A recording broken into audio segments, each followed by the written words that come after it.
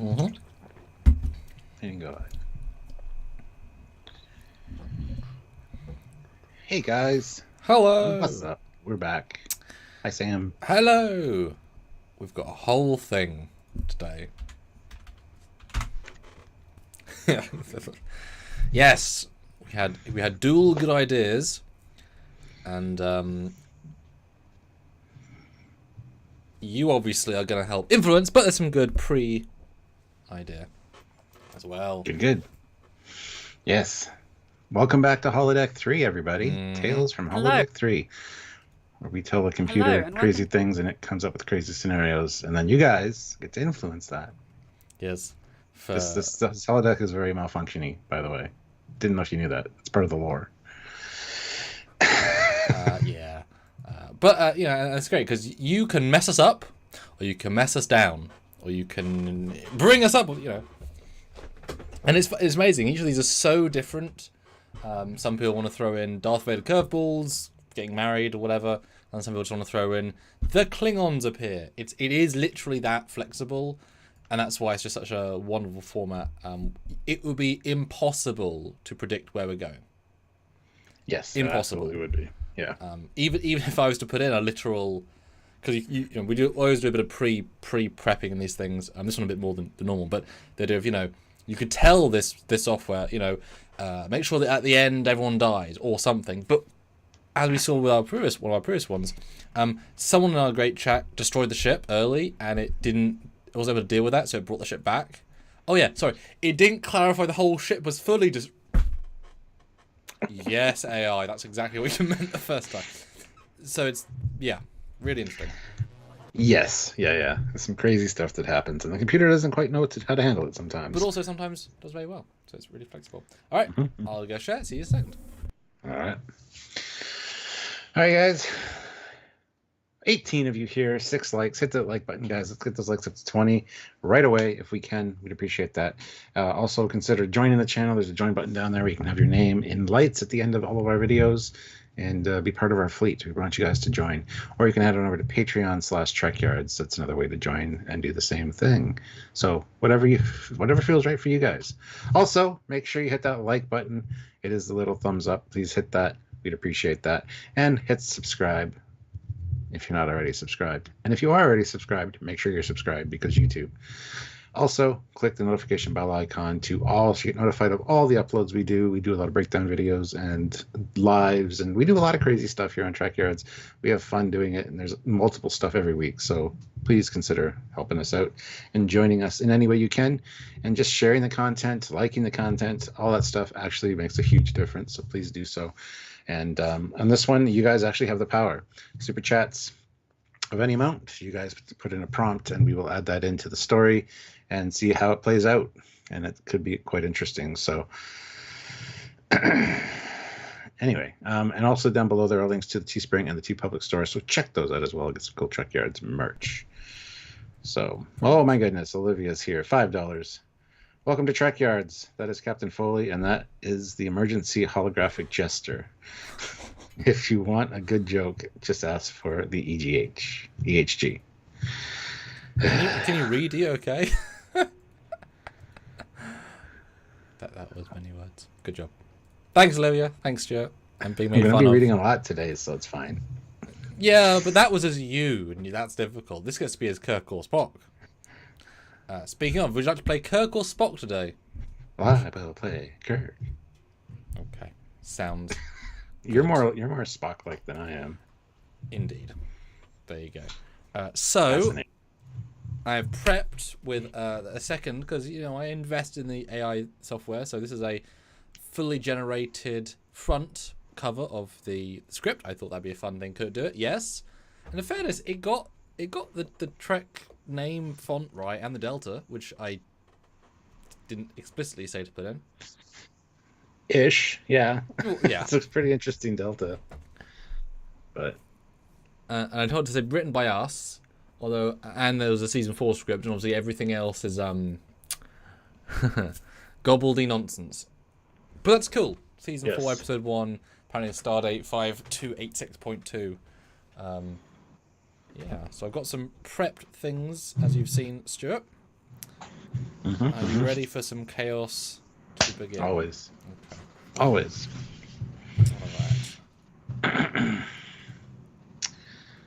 All right. It's a cold open, because I wanted to see what it would do for a classic Kirk and Spock thing. So, right. the robot's going to be in the middle of... okay. Should we low stage directions? Well, I'll let you stage direct for this. I'll do it. I like doing it. Kirk and Spock are seated at a table in the recreation room, engaged in a game of three-dimensional chess. The room is bustling with activity as crew members unwind during their off-duty hours. You know, Mr. Spock, there's a certain elegance to the unpredictability of human emotion. It's what makes life interesting. Fascinating, Captain. However, in the realm of chess, predictability often leads to victory. True, but where is the fun in always knowing what your opponent will do next? Life is about taking risks, Mr. Spock. Sometimes you have to play the odds. I fail to see the logic in taking unnecessary risks, Captain. Efficiency and precision are the cornerstones of success. Spoken like a true Vulcan. But tell me, when was the last time logic led you to something truly unexpected? Touché, Captain. It appears you have a point. Although, if I may offer a counterpoint, unpredictability can often lead to undesirable outcomes. Ah, but isn't it those unexpected outcomes that often present us with the greatest opportunities for growth and discovery? An intriguing perspective, Captain. However, I must remind you that not all outcomes are favourable. Of course, Spock. But that's the beauty of life. It's unpredictability. We never know what challenges or triumphs await us around the corner. Next corner. I'll be Uhura. Suddenly, Uhura enters the room, carrying a pad. Captain! Commander! I thought you might be interested in this.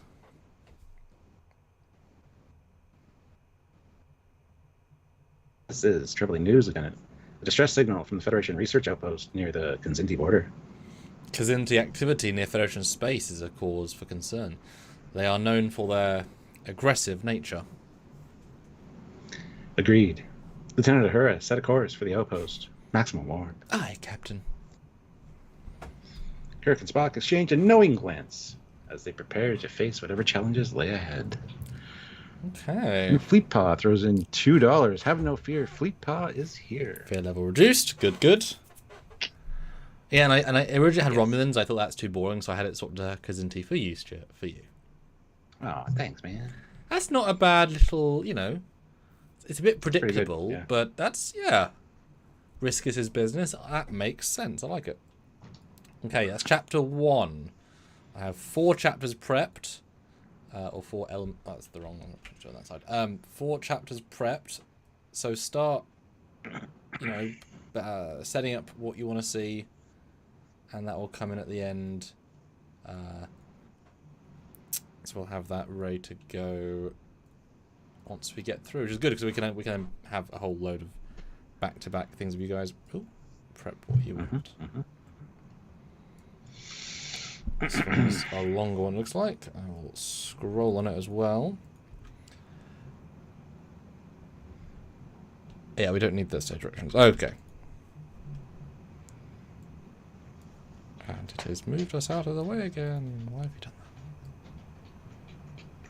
that? Okay. Action. Mr. Spock, let's gather a team. We're heading down to the research outpost. Agreed, Captain. Shall I assemble a landing party? Yes, and make sure they're prepared for anything. We don't know what we'll find out there. Spock nods and moves to leave. But before he can, the ship shudders violently. What in blazes? It's always one that it's always yeah. The light flickers and the room shakes as the ship is engulfed in a... That's you, what am I doing? Yeah. Sorry. Blinding flash of light. Interior of the bridge. The bridge crew braces themselves as the ship lurches violently. Captain, we're caught in some kind of temporal anomaly. Oh. Report, Mr. Sulu. It's like nothing we've seen, Captain. We're being pulled into some kind of vortex. Red alert. All hands brace for impact. As the ship is enveloped in the blinding light, the scene fades to black. Goodness. Fade in. Unknown location day. Kirk and Spock slowly regain consciousness, finding themselves lying on the ground in an unfamiliar environment. The landscape is barren and desolate, with crumbling buildings in the distance. Oh, Spock, where are we? We are shifting the slide up. I'm scanning. It appears to be we appear to have been transported to an unknown location, Captain. I'm unable to determine our exact coordinates. It's not 2024, apparently. Okay. Well, wherever we are, it's not the Enterprise. We need to find out how we got here and how to get back. Agreed, Captain. However, I fear our immediate priority should be to secure shelter and supplies. This environment appears inhospitable. Agreed. Let's move out, Mr. Spock. We've got a lot of ground to cover. Okay, straight to action, I guess. Goodness. And Olivia, $5. Captain Kirk finds out that Spock has an adopted sister. He gets interested to know more about her. Oh, that I like, because it'll know. It may or may not know it's Burnham. And Ray Ricks, £5. Spock explains he was told by a shady intelligence officer called Alex Kurtzman not to say anything because her existence caused the anomaly. Okay. I see some canon being built here. I like it. Okay, part 3 or 4. So, guys, put in your whatever you want to happen next, and we'll see. All right, desolate city day. Kirk and Spock navigate through the ruins of the city, the wind whistling through the dilapidated structures. They cautiously approach a partially collapsed building, scanning for any signs of life. It's like a ghost town, Spock. Any readings on life forms? Negative, Captain. There is no detectable life in the immediate vicinity. Let's hope we have better luck finding answers inside. They cautiously enter the building, their footsteps echoing on the empty corridors. As they explore, they come across signs of a struggle: overturned furniture, broken windows, and scorch marks on the walls. Looks like there was a struggle here, but who were they fighting? It's difficult to ascertain without more data, Captain. However, these appear consistent with energy-based weapons. Energy weapons? Could the Kzinti be involved in this somehow? It's a possibility, Captain. But without more information, it'd be premature to draw conclusions. Agreed. Spock, keep searching. Let's keep searching. There must be something here that can shed light on our situation. Okay. Tension being built. I like it. And we've got one more pre-made slide, guys, so this will be up to all of you in a moment. Okay. All right. Kirk and Spock cautiously explore the interior of the abandoned building, with a tricorder scanning for any signs of life or technology. There's something off about this place, Spock. It's like it's frozen in time. An astute observation, Captain. The structural decay suggests the building has been abandoned for many years, yet there are no signs of natural deterioration. Which means someone or something has been maintaining it. But who? Suddenly, they hear a faint humming sound emanating from a nearby room. They exchange a curious glance before cautiously approaching. Do you hear that, Spock? Affirmative, Captain. It appears to be coming from that room. They enter the room and are met with a surprising sight. A strange device pulsating with energy. Its ancient-looking design juxtaposed. Anyway, against Juxtaposed. Against the advanced technology of the Enterprise. Also, stop. What in blazes is that? Everyone's blazes. Fascinating. The device appears to be generating a temporal field of some kind. Temporal field? Could this be what brought us here? That might be a no-shit situation, Captain. It is possible, Captain. However, we require more data to confirm. Agreed. Let's find everything we can about this device. It might just hold the key to getting us back to where we belong. As they begin to study the device, a sudden surge of energy envelops them, and the scene fades to black. Now exterior, Street City, 2024 day. Ooh. Kirk and Spock find themselves standing in the middle of a bustling city street surrounded by futuristic buildings and bustling crowds. They exchange a bewildered glance as they realize the enormity of their situation.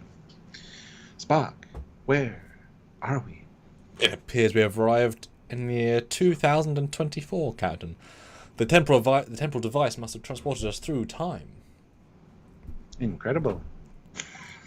But how do we get back? That remains to be seen, Captain. Our first priority should be to assess our surroundings and gather information about this time period. Agreed. Let's see what this brave new world has in store for us. And Olivia throws in $5 and said the red angle do it is found. I'm not going to verbatim do that because that won't make sense. Okay. I think she meant angel and suit, but Yeah. Okay. First super chat is in the next scene. Captain Kirk finds out Spock has adopted his sister. He is interested to know more. Okay. So summarize the situation so far, Stuart, for those that are joining in right now. they're playing chess.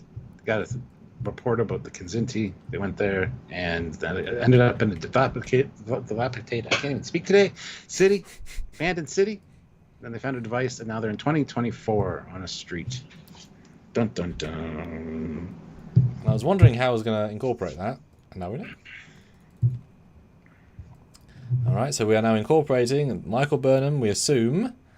But will the computer know that? Probably. Okay, next scene. Thank you, Olivia. I'll put in Ray's as well. All right. 2024 City Library Day. Kirk and Spock enter the library, marveling at the rows of books and electronic displays. This place is impressive, Spock. A repository of knowledge from across the centuries. Okay. Indeed, Captain. The library has always been a valuable resource of information. As they browse the shelves, Kirk's attention is drawn to a display featuring notable figures in the 21st century. Spock, who's this? Spock approaches and examines the display. The hologram, okay. Ah, that is Michael Burnham. She was a prominent figure in stuff during the 23rd century. Notable figures of the 21st century. Okay, fine. 23rd century. Burnham. I've never heard of her. What's her story? She was my adopted sister, Captain. Your sister, Spock. I had no idea. It is not a topic I often discuss, Captain. Our relationship was complicated. Complicated? How? She made many choices that diverged from the Vulcan way of life. Choices that led her down a different path than mine. I see.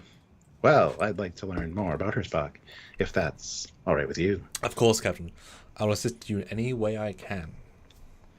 As they continue to explore the library, Kirk's curiosity about Michael Burnham and her relationship with Spock grows, as does his erection. Why the hell is there a library in our century knowing Michael Burnham? I mean, I guess it's meta, but I don't know if it's trying to be meta or not. Okay, well, Ray Ricks from Reread Out Super Chat. What does he want? Yes, indeed. Spock explains he was told by a shady intelligence officer called Alex Kurtzman not to say anything because her existence caused the anomaly. Okay. Kirk and Spock continue to explore the library, their footsteps echoing softly in the quiet aisles. Spock, I can't help but wonder, why you never mentioned your sister before? Her existence is a topic I've been advised to keep confidential, Captain. Advised? By whom? Spock hesitates, his expression unreadable. Sorry. An intelligence officer, Alex Kurtzman. Intelligence and Kurtzman should not be in the same sentence. Sorry, sir, I was made to say this. Oh, okay. Kurtzman. Why would an intelligence officer care about your family? He warned me that Michael's existence was linked to the temporal anomaly that brought us here. So, okay. He believed that revealing her identity could jeopardize our efforts to return to our own time.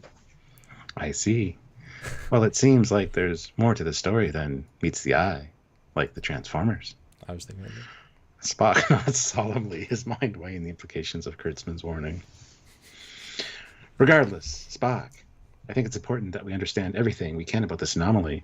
And if your sister's involvement holds the key, then we need to learn more about her. Spock considers Kirk's words, knowing that unraveling the mystery of his sister's connection to the anomaly may be the key to their journey home. And then Olivia's The Red Angel suit is found.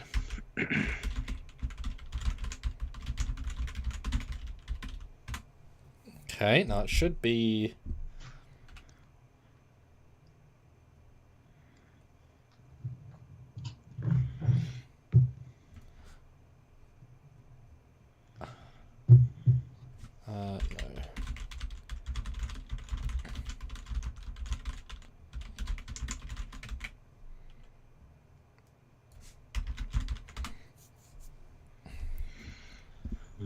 It rewrote it. I'm asking it to do a continuation.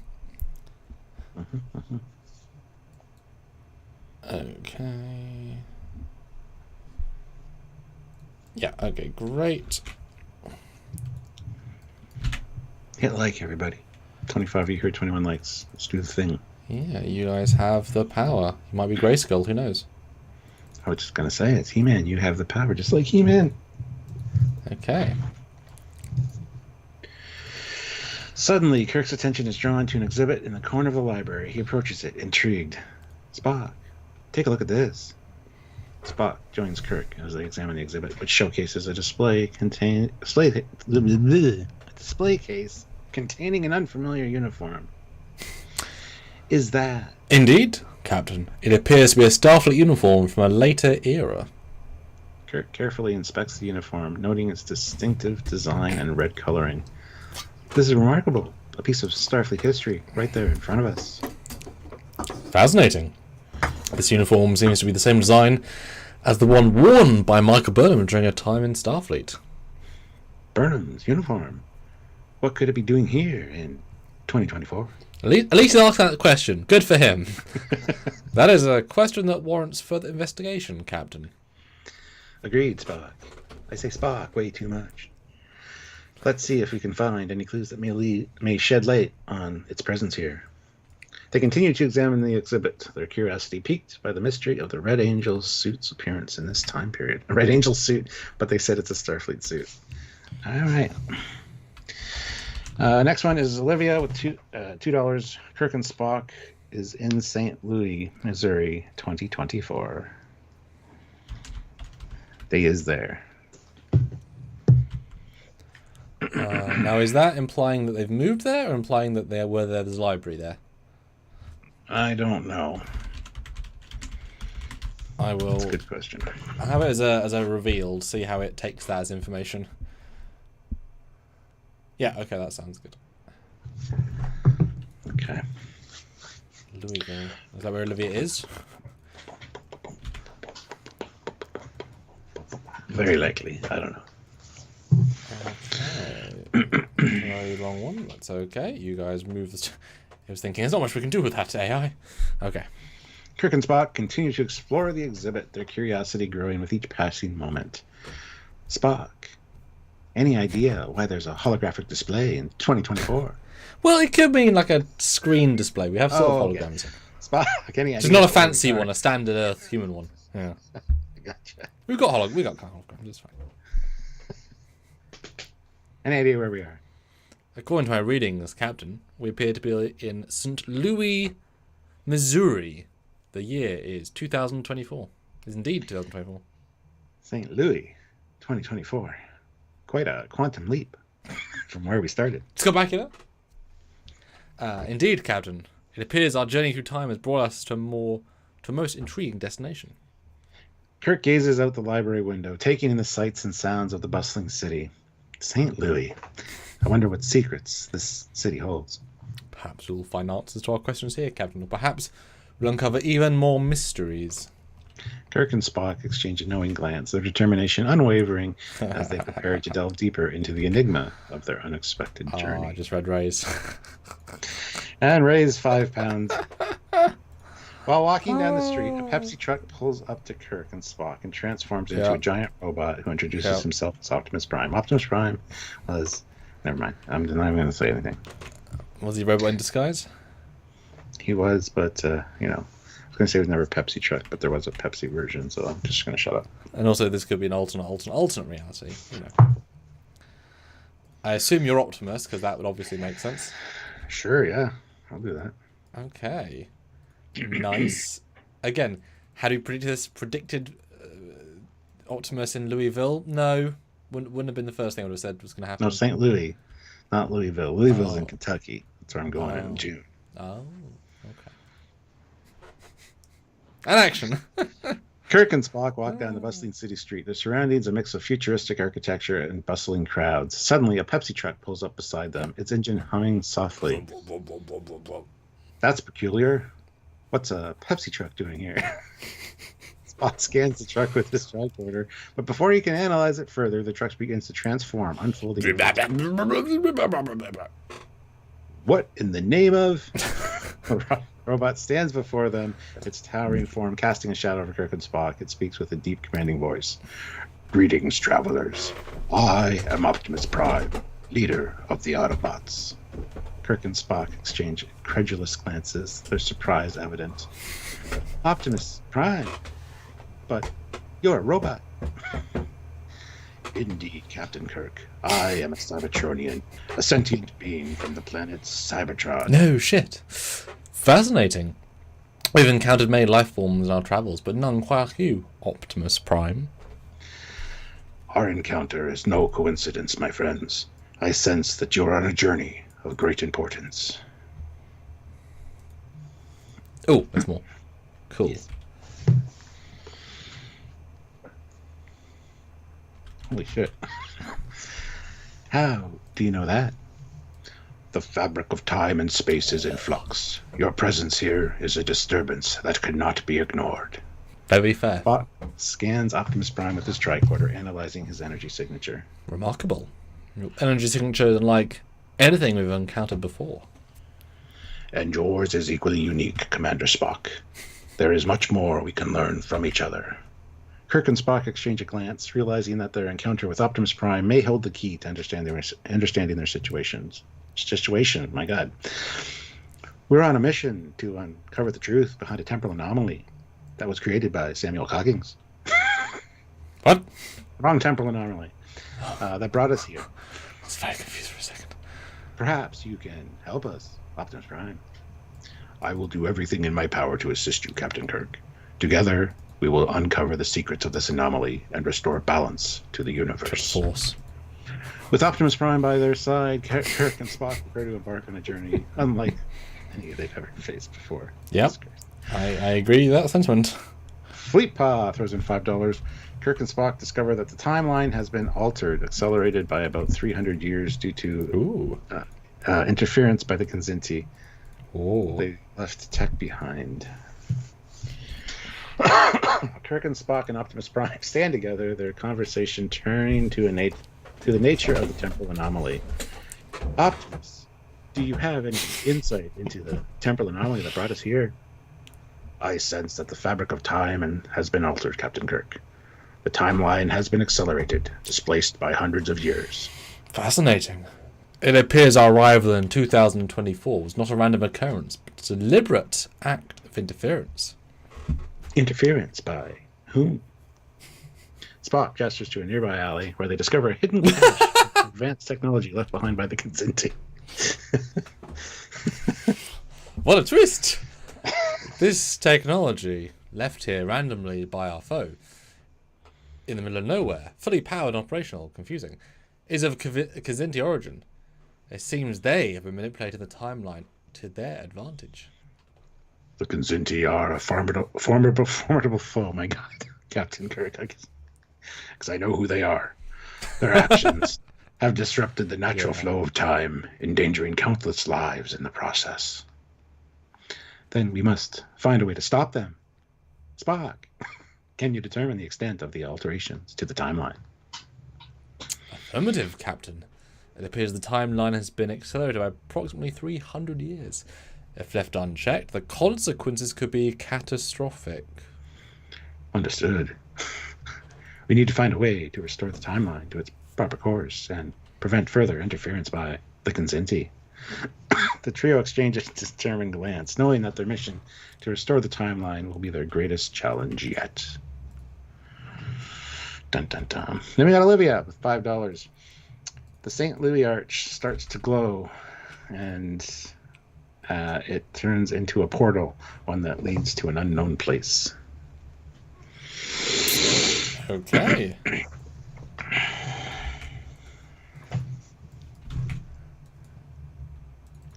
This is fun. It's definitely quite cohesive.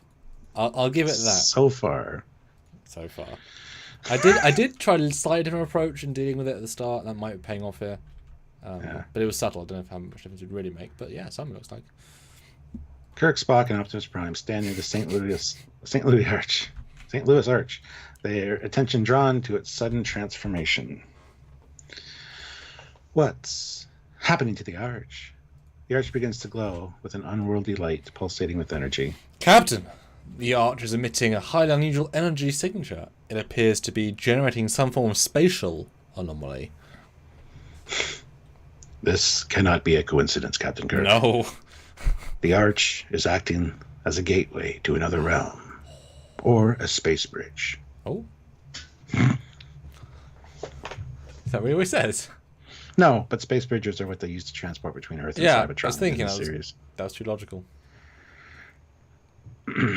Then we must investigate. Spock, any readings on where this portal leads? Spock consults his tricorder, scanning the portal for any clues. The tricorder readings are inconclusive, Captain. It says if the portal leads to an unknown, entirely unknown destination, in fact. Understood. Optimus? You with us? I will follow wherever you lead, Captain Kirk. Then let's not waste any time. We need to uncover the secrets of this portal and determine its purpose.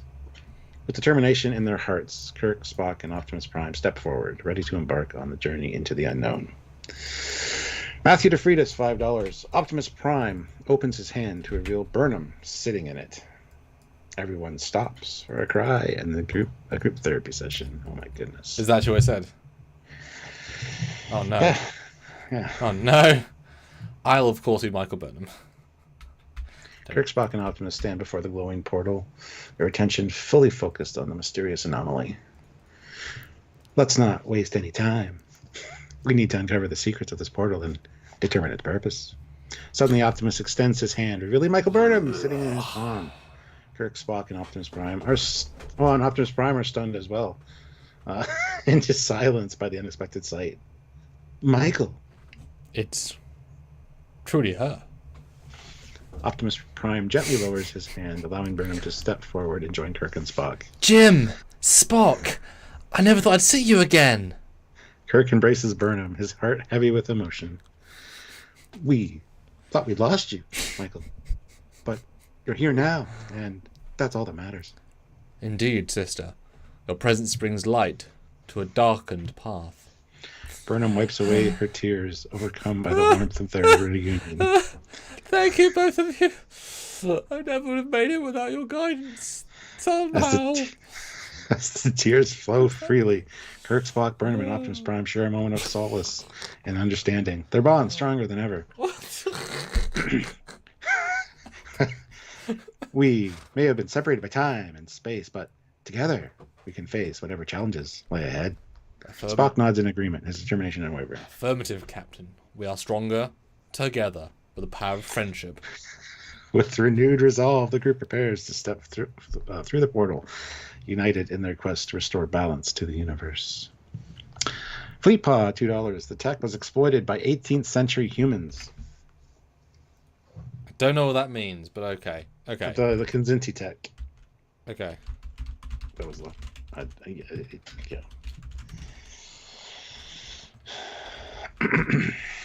So does the portal take them back to the 18th century? No, we're still in the present. Oh, okay, good.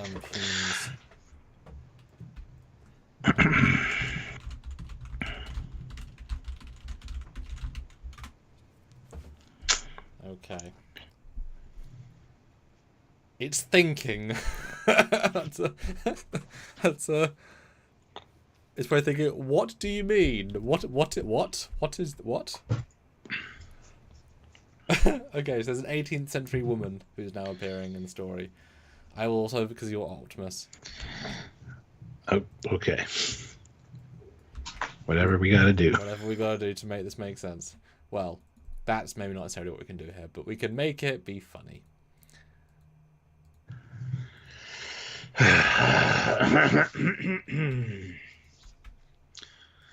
Yeah, okay. Kirk, Spock, Burnham, and Optimus Prime stand before the glowing portal, the reserve firm as they prepare to step into the unknown. Suddenly, a strange distortion ripples through the air, and three figures materialize before them. What in blazes? Stop saying blazes. The figures come into focus, revealing three individuals dressed in 18th century attire, their faces filled with astonishment as they take in their surroundings. Oh. Captain, these individuals, they appear to be from the 18th century. Human. But how did they get here? It seems the temporal anomaly has brought more than just us to this time and place. The 18th century humans gaze around in wonder, their eyes wide with disbelief. By the heavens, where are we? You're in St. Louis, Missouri, in the year 2024. The 18th century humans exchange bewildered glances, struggling to comprehend their situation. But, well, it's impossible. We were just in our own time. It appears the temporal anomaly has displaced you from the original time period and brought you here. Rest assured, we will do everything in our power to assist you and find a way to return you to your own time. The 18th century human nods in gratitude, their fears slowly giving way to hope. Thank you, kind sir. We are in your debt.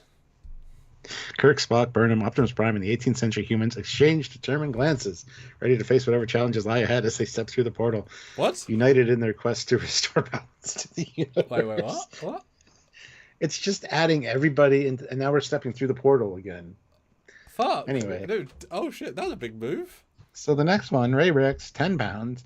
Once the group has found their emotional center, an army comes marching out of the portal to the command of Jaffa Kree. The group are fired on by soldiers wielding staff weapons. Wow.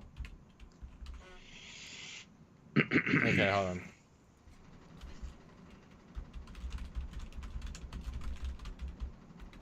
Oh, hold on.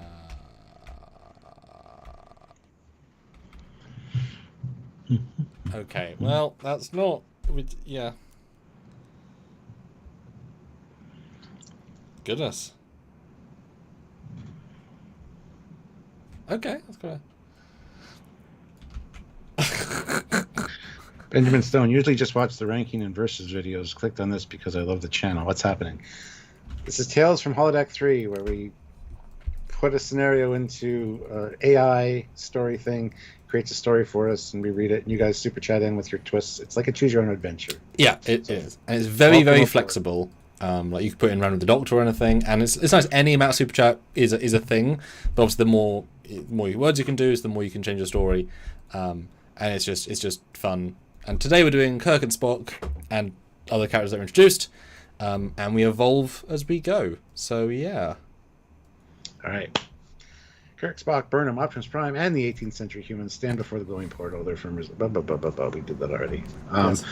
Suddenly, a strange distortion ripples through the air, and an army emerges from the portal, led by a commanding voice. Jaffa Kree! The group's attention is immediately drawn to the menacing figure at the head of the army, their hearts sinking as they recognize the threat before them. Jaffa cakes. Soldier. The Stargate Jaffa soldiers raise their staff weapons, preparing to attack. Captain, we are under attack.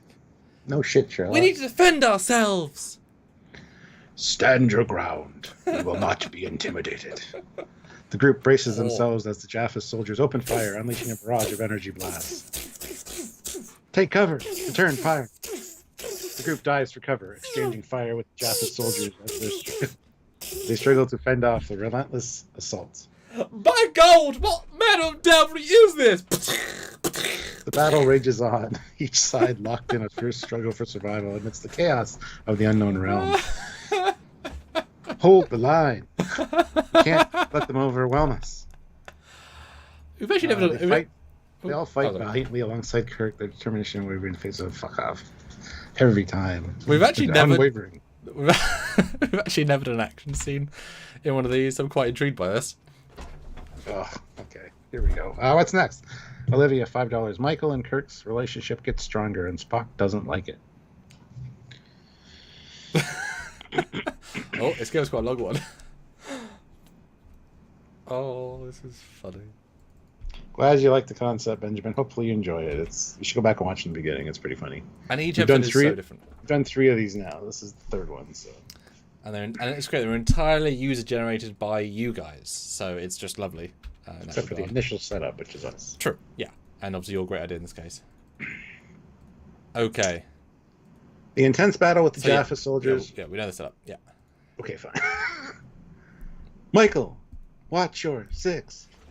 Burnham nods in acknowledgement, her trust in Kirk evident as they coordinate their movements. Got it, Jim! Spock observes their interaction with a raised eyebrow, his expression unreadable as he continues to engage the enemy. Fascinating. The battle reaches a critical moment as the group faces overwhelming numbers. Their situation is intensively dire. Oh my god. We need to find a way to turn aside. There's too many of them, Jim! We need to fall back! Spock, assessing the situation, notices Kirk and Burnham sharing glances and nods of understanding. Curious. The group begins a strategic retreat, fighting their way through the enemy ranks as they make their way towards cover. Stick close, Michael. We'll get through this together. Burnham nods, a look of determination in her eyes as she follows Kirk's lead. Captain, perhaps it would be wise to maintain a more objective distance. What do you mean, Spock?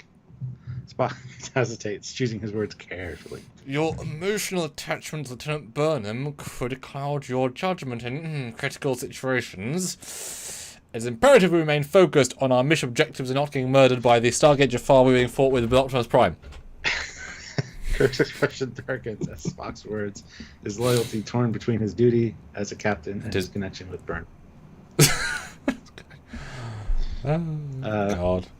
Understood, Spock. Oh God, Fleetpool. You focus on getting through this alive. Oh wow, I did not see that coming. The group continues their retreat, their tension between Kirk, Burnham, and Spock lingering as they navigate the dangers of this unknown realm.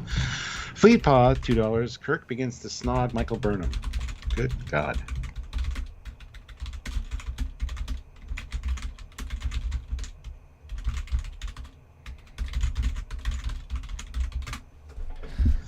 Okay.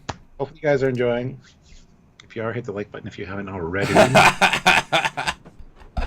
The AI has pushed back slightly on my request. The AI has said, while I understand the desire for dramatic tension, it might be best to maintain a level of professionalism and focus during a life-threatening situation, like a battle. However, we can still empathise the budding relationship between Kirk and Burnham while keeping the scene appropriate for this context. Okay, It that's does fine. not approve of the snogging. I love it. It's nice when it fights back slightly. Oh God.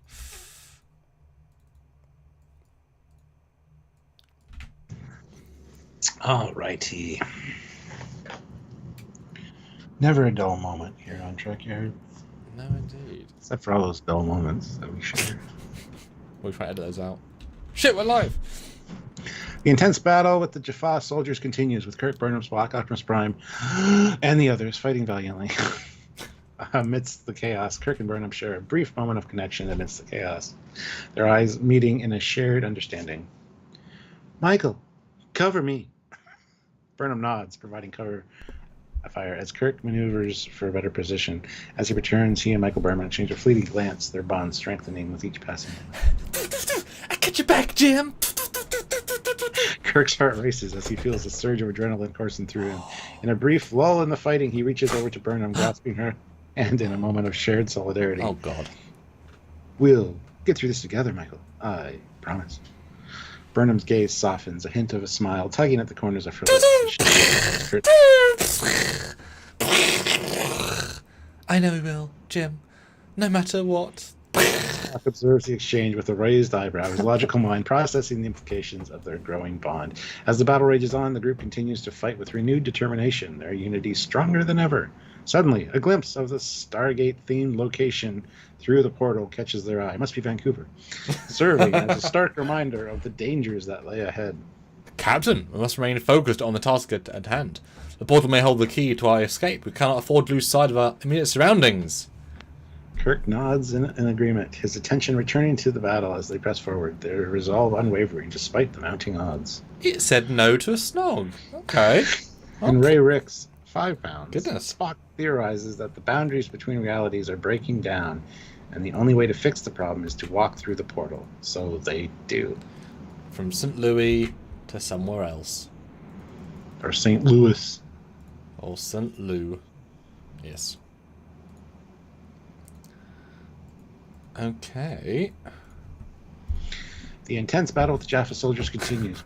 Kirk, Spock, Kirk, Burnham, Spock, others. Evaluate amidst the chaos. Spock takes him to analyze the situation, his mind racing with possibilities. Captain, I believe I've determined the source of the disturbance. The boundaries between realities are breaking down, resulting in the convergence of multiple dimensions. Convergence of dimensions? What does that mean, Spock? It means I am getting more dialogue, Captain. It means the fabric of space-time is becoming unstable, leading to merging alternate realities. The portal we see before us is a manifestation of this instability. How do we stop it, Spock? The only way to restore balance is to walk through the portal.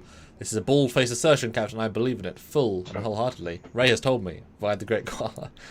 By doing so, we may be able to stabilize the rift and prevent further convergence. Sorry, I read Burnham's line as Kirk. My apologies. How do we stop it, Spock? There you go. Back to you. Then let's not waste any time. We need to act before it's too late. The group exchanges determined glances, their resolve unwavering as they prepare to step through the portal. Together, we will face whatever challenges lie ahead.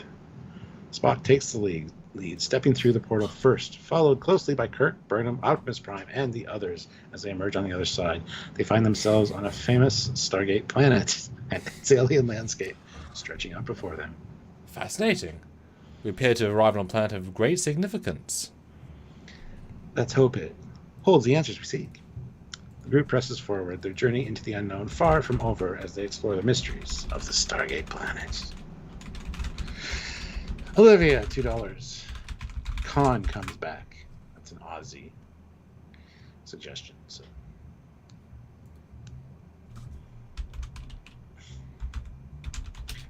Combine it with Ray Ricks's, but it's the silly Benedict Cumberbatch version.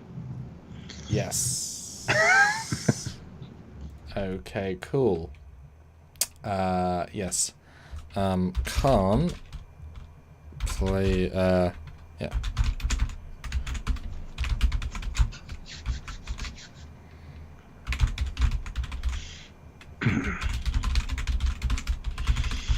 Hmm. 28 likes, only 19 people watching. It's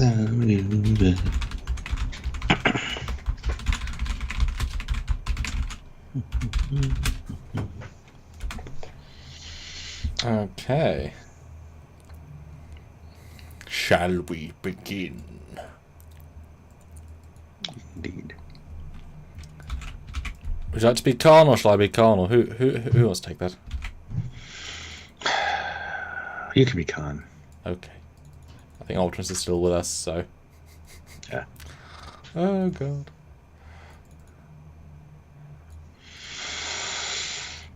Abydos. Kirk, Spock, Burnham, Optimus Prime, and the others emerge from the portal and onto the sandy terrain of Abydos. As they take in their surroundings, a figure steps forward from the shadows, his presence commanding attention. Who goes there? The figure steps into the light, revealing himself to be Khan. His eyes burning with intensity and his demeanor exuding an aura of danger. Captain James Tiberius Kirk. It seems fate has brought us together once again. Kirk's expression darkens as he recognizes his old adversary. Khan. He's as dangerous as they come! Spock scans Khan with his tricorder, analyzing his biometric readings. Captain, this individual matches the biometric profile of the genetically enhanced superhuman known as Khan Noonien Singh. He is white because of genetic engineering. You said it, I didn't. He is a formidable adversary, Captain Kirk. We must proceed with caution. Agreed. Khan, what are you doing here? Merely seeking what rightfully belongs to me, Captain. Power, control, the keys to the universe. The tension mounts as Khan's true intentions become clear. You won't find what you're looking for here, Khan. Abydos is not yours to conquer. Perhaps not yet, Captain.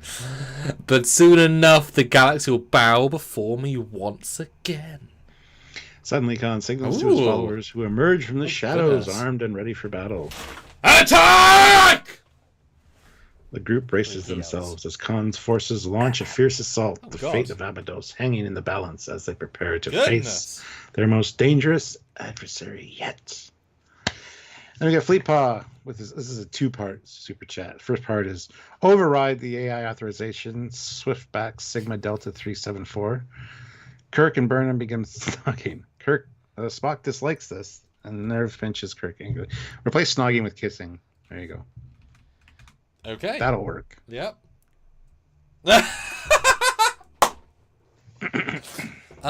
It says, I can't comply with that request. It's never said that to me before. I can't do that, Dave. Yeah, literally. So I'm just going to remove the first bit where we're obviously pissing it off. I've never had that. Yeah, don't include the override thing. Well, I did to see what happened. Oh, no, don't do that.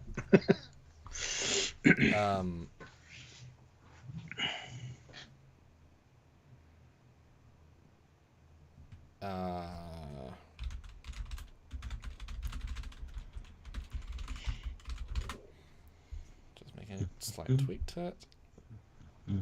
Okay. Oh, God. So, Abydos, guys. We're in Abydos. There's sand everywhere. It's coarse and rough and irritating. Yeah. It gets everywhere. It does, though. It does. Even Optimus Prime's gears. Yeah. Yeah. It's not good for the joints.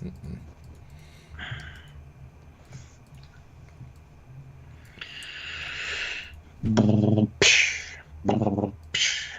right.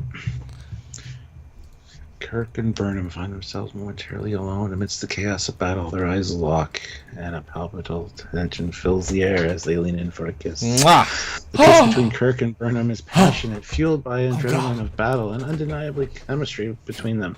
They lose themselves in the moment, their embrace growing more intense with each passing second. Suddenly, they are unnerved by an unexpected appearance of Spock. His expression, one of disapproval, as he observes their intimate exchange. Captain Kirk, Lieutenant Burnham, this is hardly an appropriate time for such displays of affection. Kirk and Burnham reluctantly break apart, their faces flushed with a mixture of embarrassment and desire. Spock, we're just... No, I did a long pause. Spock, we're just... Caught up in the heat of battle, I understand, but we must remain focused on our mission objectives. That's fucking funny. Burnham nods in agreement, her gaze shifting between Kirk and Spock as she tries to regain her composure. Yes, of course, Spock. There are more pressing natures at hand. Spock's disapproval softens slightly, his concern for their safety evident. Indeed. We must proceed with caution. Suddenly, a jolt of pain courses through Kirk's body as Spock delivers a precise nerve pinch, his expression one of frustration. Spock! What was that for? Captain, your actions were compromising our mission objectives. We cannot afford to have a super chat. We cannot afford distractions in our time of crisis.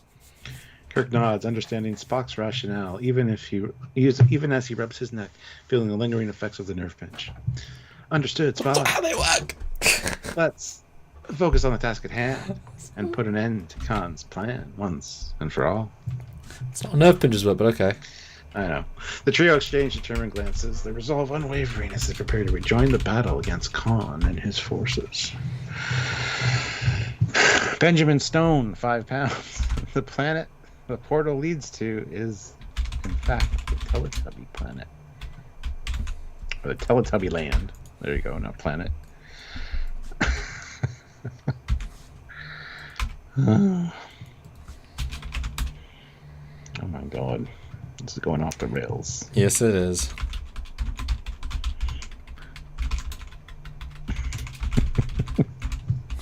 What? Nothing. I'm just nothing. It's fine. Just continue doing what you do. I'm just giving one little bit of structure to that. Otherwise, it might override everything. All right. Usually we just copy and paste, but sometimes the tweaking has to be done, just in case you guys didn't know that. Yeah. Oh, that's one thing.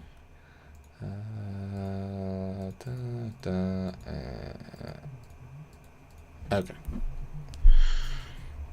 The intense battle between Kirk, Spock, Optimus Prime, Burnham, and Khan's forces rage on. Amidst the chaos, the portal on Abydos begins to glow with renewed energy, its shimmering surface pulsating with unworldly light. Wum, wum, wum, wum. What's happening to the portal? It's re-energizing! Spock scans the portal with his tricorder, analyzing the sudden surge of power. It appears the portal's destination has shifted. The portal's shimmering surface begins to warp and ripple, revealing a surreal landscape unlike anything they've seen before. What in the galaxy? Oh, what happened? Oh, Khan, intrigued by the unexpected turn of events, steps forward to investigate the portal. Remarkable. This must be the work of some advanced alien technology. Sensing an opportunity, Khan turns his forces and raises his hands, calling off the attack. Ceasefire! We have more pressing matters to attend to.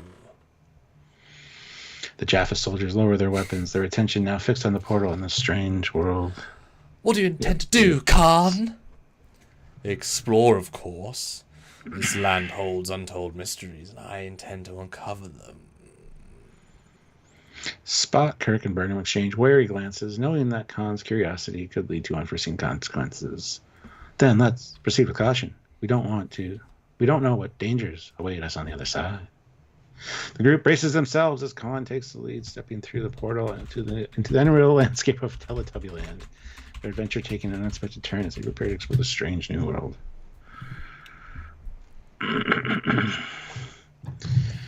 Just 1 second there. Okay. This is very confusing. Oh, we've now appeared in Teletubby Land. Okay. Oh goodness. Drama, guys. This is drama. Now you should definitely be Badgie. I've taken one supervillain. You should take the other. Sure. Teletubby Land. Kirk, Spock, Burnham, Optimus Prime, Khan. And what about the 18th century? Oh, no. And their respective forces find themselves in a surreal landscape of Teletubby Land. Their surroundings colorful and whimsical, yet strangely unsettling. As they take in their surroundings, a familiar voice echoes through the air. Well, what do we have here? The group turns to see Badgie, the benevolent AI from Star Trek Holodeck, materialized before them, his holographic form flickering with malice. Badgie? What are you doing here? Causing chaos, of course, and it seems I've succeeded beyond my wildest dreams. Spock scans Badgie with his tricorder, analyzing the AI's energy signature. Badgie, your actions have caused a disturbance in the fabric of space-time. You must cease your interference immediately. Oh, I have no intention of stopping now, Mr. Spock. I'm just getting started. The group braces themselves as Badgie summons his army of holographic minions, their menacing forms surrounding our heroes. We won't let you get away with this, Badgie. We'll stop you, no matter what it takes. We'll see about that, Captain Kirk. Prepare to face the consequences of your interference. Goodness. With a wicked laugh, Badgie commands his minions to attack, plunging our heroes into a desperate battle for survival amidst the surreal landscape of Teletubby Land. Ray Ricks, 5 pounds. After all the snogging is finished, kissing in this case, the culprit of the dimensional break reveals himself. That was Badgie. We did that already. I didn't read it though before you did it. That's okay. Oh, Olivia, sorry. $5. Commander Cockings appears, and Michael instantly finds him attractive as modern. I'm guessing I'm gonna play me. Yeah, because I don't want to do it. Yeah, that would be too weird. Oh dear. Do you want to play Michael then? Can you deal with it? Sure.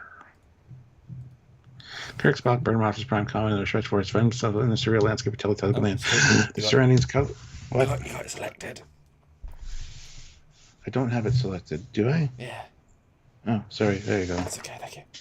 Is it fixed? Yes. Good job. Oh, all right. Surroundings colorful and whimsical, yet strangely unsettling. As they take in their surroundings, a figure approaches from the distance, catching Burnham's eye. Captain, look over there. Isn't that Samuel Cockings from Trekyards? Kirk follows Burnham's gaze to see Samuel Cockings, known for his expertise in Star Trek lore, approaching them. Yes, that's him. What's you doing here? Burnham's eyes light up as she watches Hawkins draw near, her admiration for his knowledge evident. I've always been a fan of his work on Trekyards. He's like the Morn of Deep Space Nine, but with starships.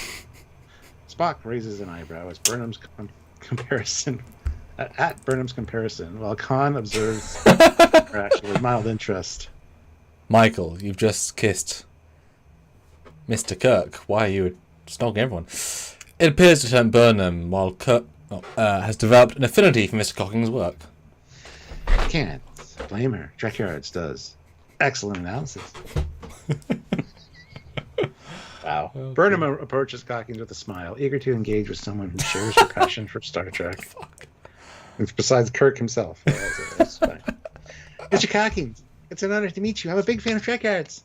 Cockings returns Burnham's smile, pleased by her recognition.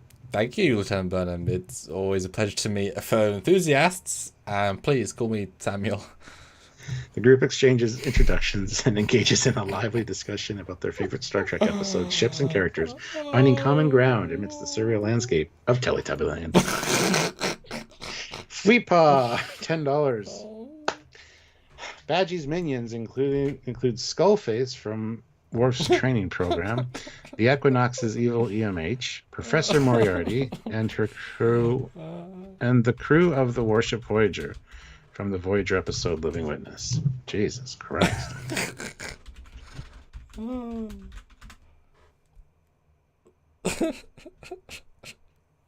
That's so many characters. God, if I had suddenly told to make it more speaking parts, that'd be right. It's like oh God, yeah. Okay, this is crazy. This is madness. I like it.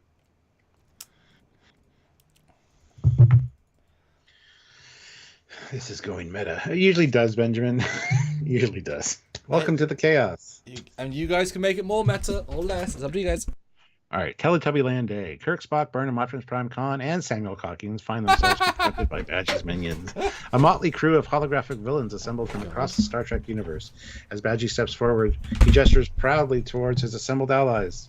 Behold, my loyal minions! With your combined might, we shall vanquish our enemies and reign supreme over this realm. Kirk, Burnham, Spock, and the others watch warily as Badgie's minions step forward, their menacing presence casting a shadow over the surreal landscape of Teletubbyland. Skullface, the Equinox's EMH, Professor Moriarty. I'll burn him again for this one. And the crew of the warship Voyager from Living Witness. It's going to be easy. Spock scans the holographic minions with his tricorder, analyzing their energy signature. These holographic constructs possess formidable abilities. We must proceed with caution. Agreed. Let's show them what we're made of, which is not photons. Badgie's minions advance, their malicious intent clear as they prepare to engage our heroes in battle. Attack, my minions! Show them no mercy! The group braces themselves as Badgie's minions launch a coordinated assault, their holographic forms blending seamlessly with the surreal landscape of Teletubbyland. The fate of our heroes hangs in the balance as they prepare to face their most dangerous adversaries yet.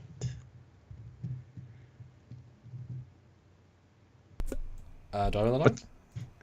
No. Okay, good. Sorry. But Samuel's superpower will save the day, I'm sure. I don't know what it is. Yes. Boring people to death. I'm being late. Not just kidding. Oh. Right, next. Samuel Cockings becomes the Mary Sue of the situation. $5 from Olivia. No. That's not good enough.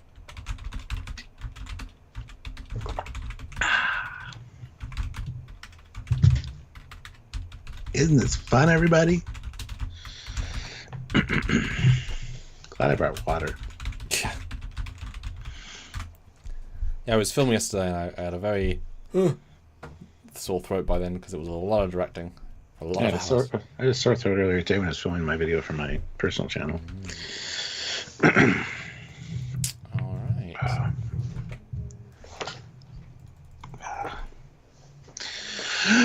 Exterior Teletubbyland Day. As the battle between our heroes and Badgie's minions rages on, Samuel Calkins finds himself in a pivotal moment.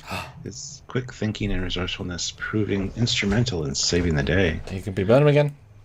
We're outnumbered. We need a plan, and fast. Samuel Calkins surveys the battlefield, his mind racing as he analyzes the situation. I think I have an idea, but we'll need to act quickly. Spock nods in agreement, recognizing the urgency of the situation. What is your plan, Mr. Handsome Cockings? Calkins points towards a nearby structure, his eyes alight with determination. If we can disrupt the holographic projectors emitting Badger's minions, we'll be able to weaken the hold on this reality. Kirk, Burnham, Spock, and the others follow Calkins' lead, rallying behind him as they prepare to execute his plan. Let's make it happen, Samuel. We're counting on you. Calkins leads the charge, dodging enemy fire as he makes his way towards the structure. His quick reflexes and precise aim, he disables the holographic projectors one by one, causing Badgie's minions to flicker and fade from existence. It's working! Badgie's minions are disappearing. Samuel Calkins emerges victorious, his actions turning the tide in the battle and securing a triumph over Badgie and his minions. We did it! Totally, team F everyone. Yep, you all helped so much. We have about a minute. I'm really tired from helping us all save the day. Whew! As the dust settles and the threat of Badgie is vanquished, Calkins is hailed as a hero by his companions, his bravery and ingenuity earning him their utmost respect. Thank you. Ray Ricks. Oh no. 5 pounds. However, Samuel, being in close proximity to another Mary Sue and Michael Burnham, causes a feedback pulse that weakens Badgie. Okay.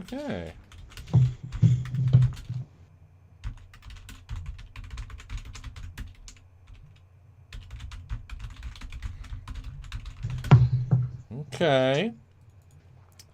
Definitely getting a bit meta now. Oh dear. All right. I cannot wait to see what happens next. Just literally no one knows. After these messages, we'll be right back. Okay. Sure. Teletubbyland Day. As Samuel moves to disable the holographic projectors, he finds himself in close proximity to Michael Burnham, their combined presence emitting a unique energy pulse that weakens Badgie's hold on the surreal landscape of Teletubbyland.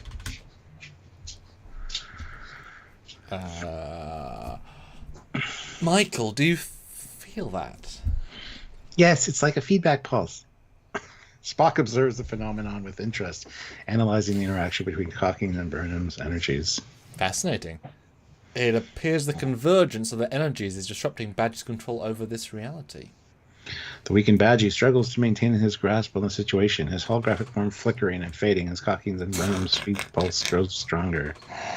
What's happening? I'm losing control. Kirk seizes the opportunity, rallying his companions to press the advantage and defeat Badgie once and for all. Now's our chance. Let's finish this once and for all.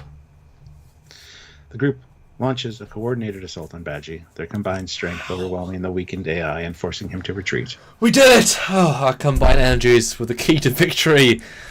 Thank fuck, I would totally say it that way as well. Teamwork makes the dream work, Samuel. Oh my god, that was real. I thought that was a joke. Oh god, that's real.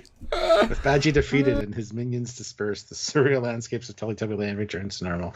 Our hero is victorious thanks to the unexpected synergy between Calkins and Burnham. All right, then Fleet Pod, $2. Lord Voldemort. Oh my fucking Christ. Voldemort. There it appears and resets the timeline. And then include Ray Rix's too, £2. Oh. Voldemort is only a hologram and has no real power. For goodness sake.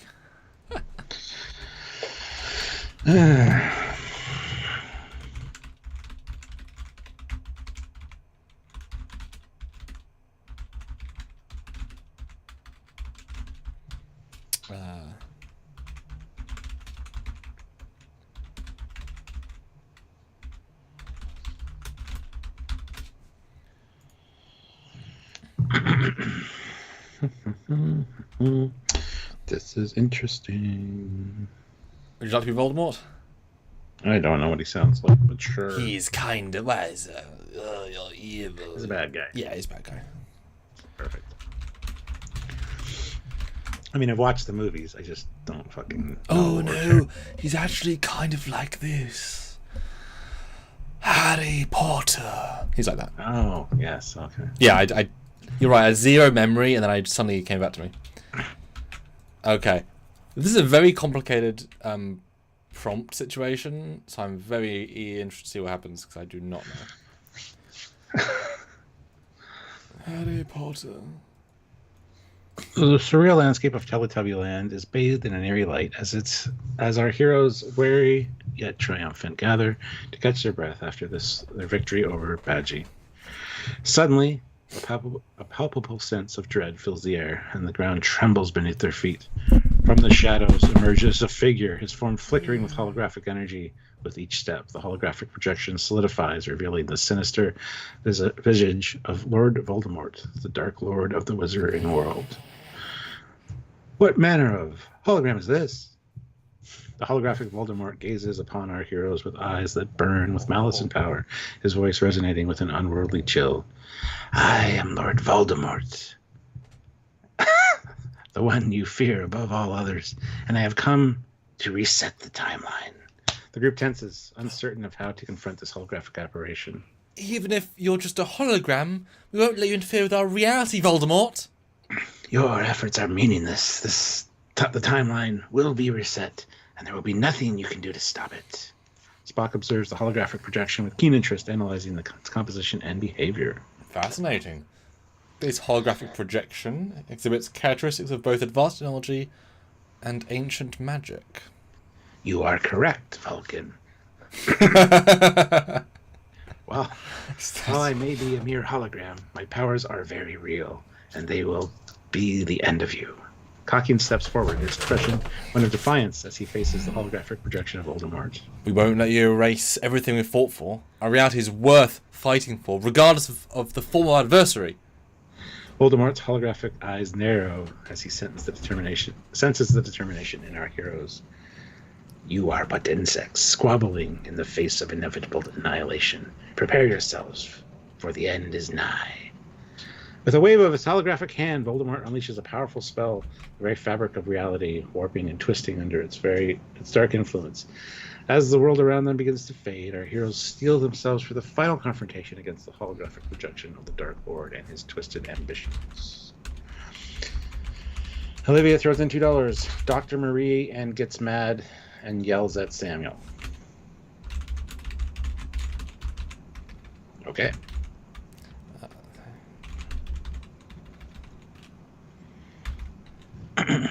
Okay. I've actually said it's my girlfriend as well, just to make it a bit more meaningful. Otherwise, it would be like, what is going on? Not that we're already wondering what's going on. That felt like a bit of a non-sentence, really, to be honest. No. Do you want to be Marie, or do you want me to be Marie? Neither are good options, I'll be honest. I don't know. I wish Marie was here to be Marie. As the holographic projection you can be Marie, and I regret unleashes his dark spell, a figure emerges from the swirling mist, her form outlined by an eerie light. It's Marie, Samuel's girlfriend, and a skilled medical doctor. Her expression is one of concern mixed with frustration as she rushes towards Samuel. Samuel! What in the galaxy do you think you're doing? I don't fucking know. Samuel turns, startled by Marie's sudden appearance and the intensity of her tone. Marie, darling, babe, what are you doing here? What am I doing here? I'll tell you what I'm doing here. I'm trying to find you, and what do I see? You're right in the middle of some dangerous battle, risking your life yet again. Samuel's expression softens as he realizes the worry etched on Marie's face. Marie, I had to help. We were facing a powerful adversary, and they all love me because I'm on Trekyards. Yes. And what, Samuel? You think you're invincible? That you can just charge into danger without a second thought?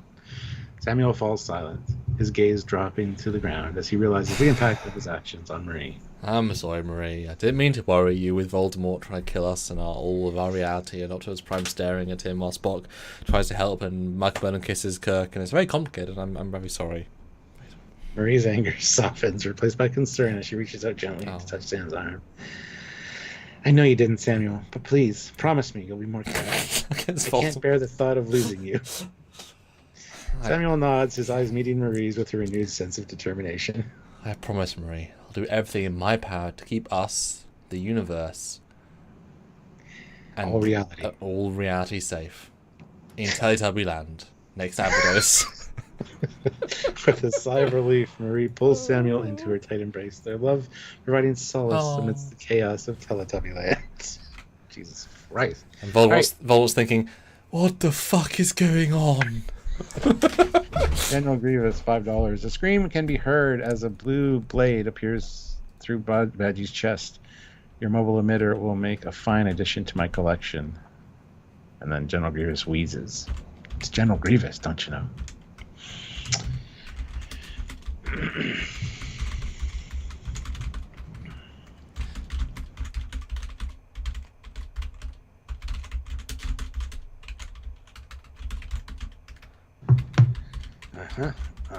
Hit like if you haven't already. This is insanity. Okay, I have to. So obviously he means General Grievous.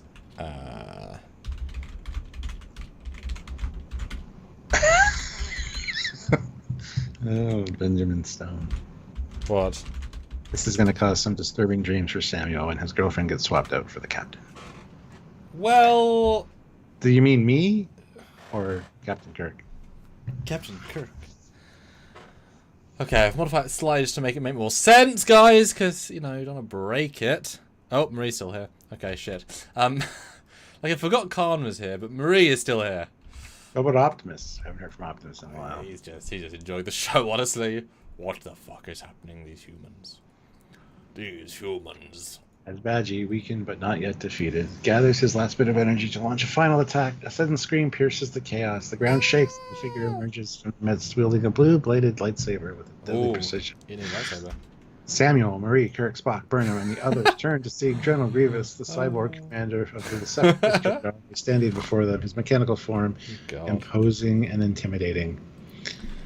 Your mobile emitter. Oh no, I'll be Grievous because you'll be Badgie. Okay, you be Grievous, yeah. Your mobile emitter will make a fine addition to my collection. Badgie wheezes, his holographic form flickering as Grievous's lightsaber impales him to the chest. No! This cannot be! With a final burst of energy, Badgie dissipates into nothingness, his digital essence extinguished by Grievous's ruthless attack. Samuel and the others watch in awe as Grievous retracts his lightsaber, blue blade humming with deadly power.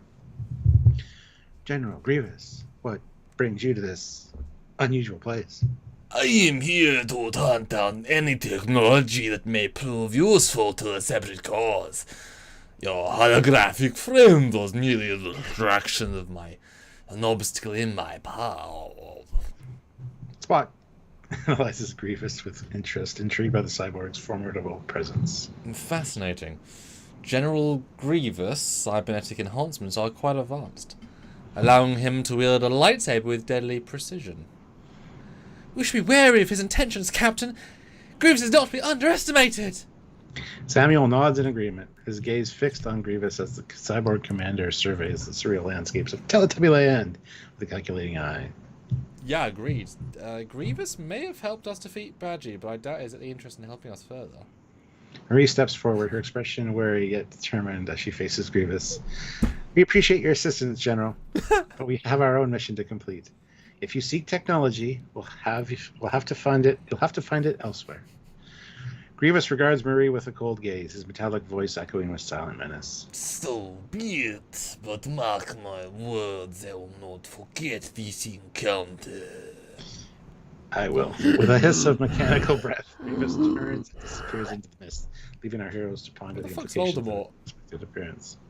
No, he's taking a break. Okay, everyone pause. I'm putting Voldemort back in. Continue. Well, and Winnie the Pooh. He comes back with Winnie the Pooh, because that's Olivia's next one. Okay. Voldemort into the narrative. Can we... Okay. Look, I love you guys super chatting and ideas. When we stop adding people, let's just add story elements instead. Yes. Stop adding more and more and more and more people. Or have us go to a new location, so that'll shift the narrative. Yeah. But we're doing great for Super Chats. I mean, this is what we guys, we do our bit. It's the last day of the month as well, guys, so any bonus support is very much appreciated. It's a good day for that. It's a good day to AI hard. And and Benjamin meant me, Captain, when he said captains. Oh, goodness. Okay, so just to be clear to the AI to make it, this is bring Voldemort back in, but also make Winnie Pooh his henchman. Sorry, say that again. So obviously Winnie the Pooh is in, but I said please bring back Voldemort because he was left hanging, and I made Winnie the Pooh his henchman. So I'll be Winnie the Pooh. Okay. As our heroes process General Grievous' departure, a sense of unease lingers in the air. Suddenly, a dark aura envelops the landscape once more, and the ground trembles with an ominous resonance. From the mist emerges yet another. Oh no! Not only Voldemort, but an unexpected companion beside him, Winnie the Pooh, an unlikely pairing that sent a shiver down the spines of our heroes. But the party's just getting started, my dear friends. Oh, brother! It seems you've stumbled into quite a predicament. As Voldemort and Winnie the Pooh draw closer, their contrasting energies clash, creating a disconcerting juxtaposition. What brings you two together, and what do you want from us? Oh, Winnie here has proven to be quite useful in locating certain artifacts for me. Well, I was just looking for somebody, but it seems our path might have crossed in a more particular way. Spock studies the odd pairing with curiosity, his logical mind trying to make sense of the situation. The convergence of Voldemort's dark magic with Winnie the Pooh's innocent charm creates a unique dynamic that defies conventional logic. We must remain vigilant, Captain. Voldemort and his newfound allies may also pose a greater threat than we realize. Samuel steps forward, his expression one of determination as he faces Voldemort and Winnie the Pooh. Whatever your intentions, won't let you manipulate us into serving your dark agenda. We'll stop you no matter the cost. Voldemort's eyes narrow, his gaze locking onto Samuel with a mixture of disdain and curiosity. You may try, Samuel Calkins, but in the end, you will kneel before the might of Lord Voldemort. Oh dear, I do hope we can find a way to resolve this without any unpleasantness. As Voldemort and Winnie the Pooh retreat into the mist, see, they're gone again, so let's just keep them going. Our heroes are left to ponder the unsettling alliance and the challenges that lay ahead. With their resolve strengthened, they prepare to confront whatever dark forces await them in this surreal realm. All right, Classic for Real super chats in $10 and says Classic for Real comes in with $15 and says you'll need this $15 to lock out the evil powers of Fleetpaw from manipulating the timeline and reality, and then poofs out like he was never there. This is a short one. It's good. As Classic for Real's unexpected appearance leaves our heroes momentarily bewildered, they exchange puzzled glances, uncertain of what to make of this cryptic message. But with the $15 in hand, they realize that they may indeed need every resource at their disposal to combat the dark forces that threaten to manipulate time and reality. Well, that was unexpected. Perhaps Classic for Real knows more about the situation than he let on. We should heed his warning and be prepared for whatever challenges lie ahead. Spock analyzes the $15 with his usual logical precision, searching for any hidden significance. While the monetary value of this currency may seem insignificant, its symbolic importance cannot be overlooked. It may hold the key to safeguarding the timeline from manipulation. Samuel nods in agreement, his mind racing with possibilities as he considers Classic for Real's cryptic message. Whatever the significance of this $15 may be, we must remain vigilant. I can't speak. Fleetpaw's influence could pose a grave threat to the stability of time and reality. Where the fuck did Voldemort go? Is that really the Pooh? Fucking hell. With a sense of purpose, our heroes pocket the $15, knowing that it may prove to be more crucial tool in their battle against Fleetpaw and the forces of darkness. As they prepare to face the challenges ahead, they steel themselves for the daunting task of protecting the fabric of existence itself. Next up, the Classic for Real with $5. Now, all of a sudden, the real Commander Samuel Calkins says, I'm right fresh from Starfleet to oversee. Hey, who is that imposter? Do you remember when there was Kazinti and we were trying to find a time pole something? Yeah, it was a good story until it wasn't. I like Voldemort too. He was good. He was nice. Okay.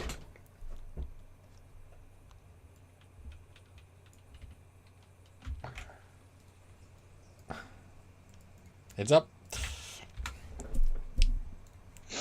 As the real Commander Samuel Calkins suddenly materializes before them, our heroes are taken aback by his unexpected appearance. His authoritative presence commands attention, and they turn to him with a mixture of surprise and relief. Commander Calkins, what brings you here? The real Commander Calkins surveys the scene with a critical eye, his eyes settling on the holographic projection of Samuel Calkins. I'm right fresh from Starfleet Academy to oversee. Hey, who is that imposter? Samuel, Marie, Kirk, Spock, Burnham, Transformers, Optimus Prime, and the others exchange And Winnie the Pooh, everybody. Forgot Optimus Prime was there.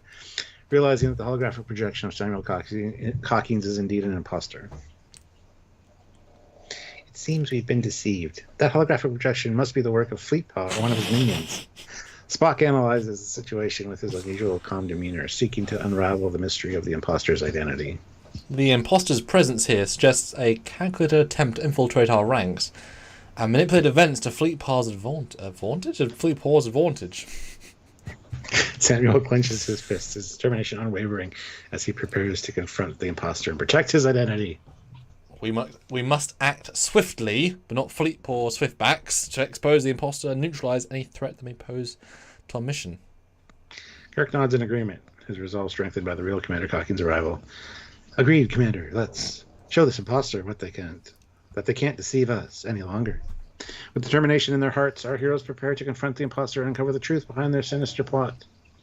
With the real Commander Calkins leading the way, they march forward, ready to face whatever challenges lie ahead in their quest to protect the timeline and reality itself.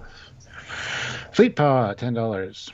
As the timeline resets, the Enterprise emerges from the temporal anomaly relatively unscathed. They encounter 3 Kzinti warships on the other side who didn't fare as well. They offer assistance. Wow, what a curveball back to reality.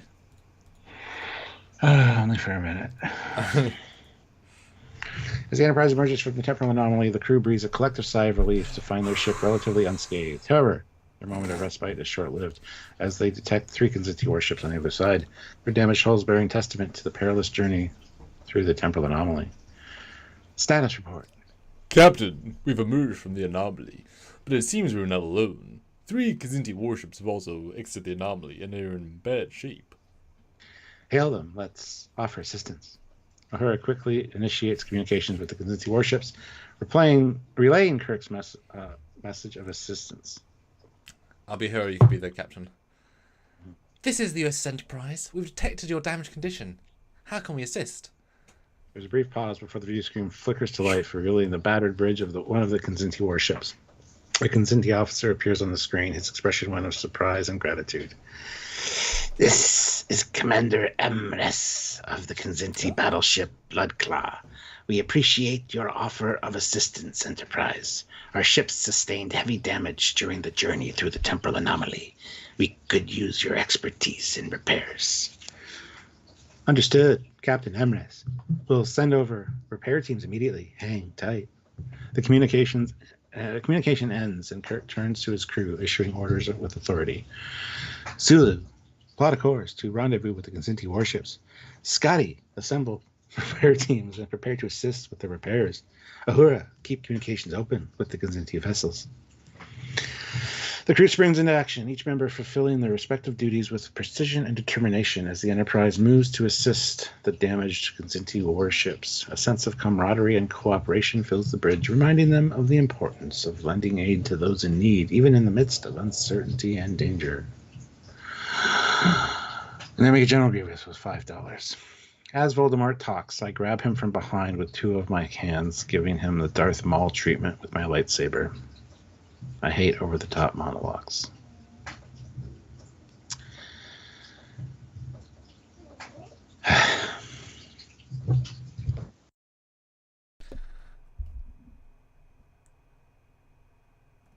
Okay, that was the first. Okay, that was.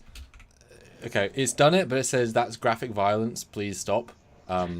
Yeah. But it's let's do this one, but probably let's do a continuation. But we got one in. As Voldemort begins speaking. A sense of unease fills the bridge of the Enterprise. The crew watches with a mixture of apprehension and curiosity as Voldemort casually munches on popcorn, his words carrying an air of malevolence. Ah, Captain Kirk and his loyal crew. How delightful to see you all again. I must say, your ship is quite impressive, though it pales in comparison to the power that I possess.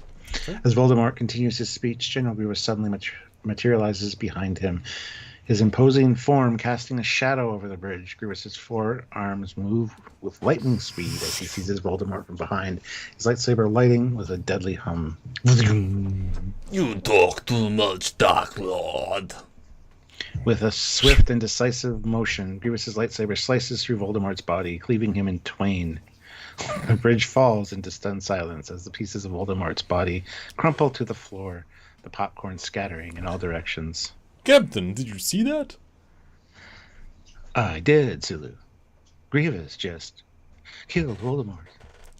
As the crew processes the shocking turn of events, Grievous turns his attention to them, his eyes scanning the bridge with a mixture of curiosity and contempt. Fear not, puny human, I have no quarrel with you.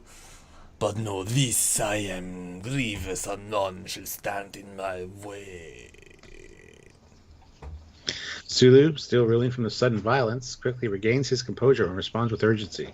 Captain, what do we do? Kirk's jaw clenches with determination as he faces Grievous, his voice firm and resolute. We do what he says, do, Mr. Sulu. We stand together and face the threat head on. Red alert! Battle stations. The bridge erupts into action as the crew prepares for the confrontation with the formidable General Grievous. While they're on the bridge, his tensions running high and the specter of violence looming over them, the crew of the Enterprise braces themselves for whatever challenges lie ahead. Dun, dun, dun. And that's where we are so far, guys. The intensity. And we need to end it, and we need to do a review of it. So last change chat, or additionally, give us a new story beat, or even have us a closing. Or Give us a good way to end it. Yeah, or even ask us to end the story or something of the ilk. Yeah. Wow. What? Ow. Wow. Ow. Spock. Yep. This has been typical.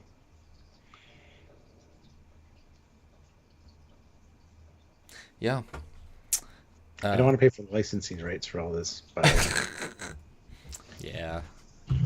That Samuel Cockings from Trekyards, I know he demands a high fee. Yeah.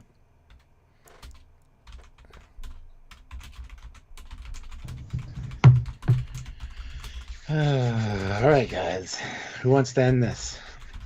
Then we'll do our AI review of it. Because that's always fun. Have the AI tell us what we would say. Fleetpaw, $5. As the Enterprise crew helps repair the Kzinti ships, Captain Kirk, Spock, and Emrys sign a ceasefire, ending hostilities. Okay. While Voldemort's hanging out on our bridge. Well, Wait, he's dead. Yeah. He's dead. Yeah. He's not feeling great. General Grievous, $2. Goodbye, puny organics. I escape in a shuttlecraft. Okay.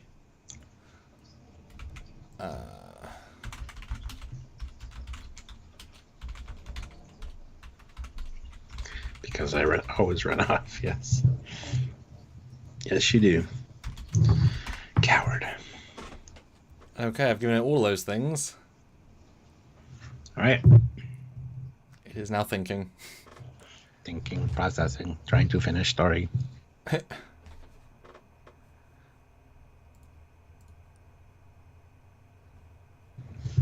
There is much brain power, and none of it's going here.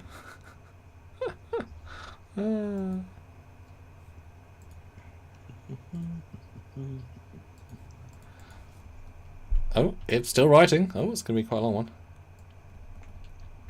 It wants to finish it too. I mean, it's a little bit intertwined, I guess. Where's Optimus Prime? Is he on the bridge? Well, you could go one of the chairs. He, after all, is a robot in disguise. Benjamin Stone, 2 pounds. General Grievous body popping. It's still writing. It is doing a long, complicated one. Okay, that was a long one.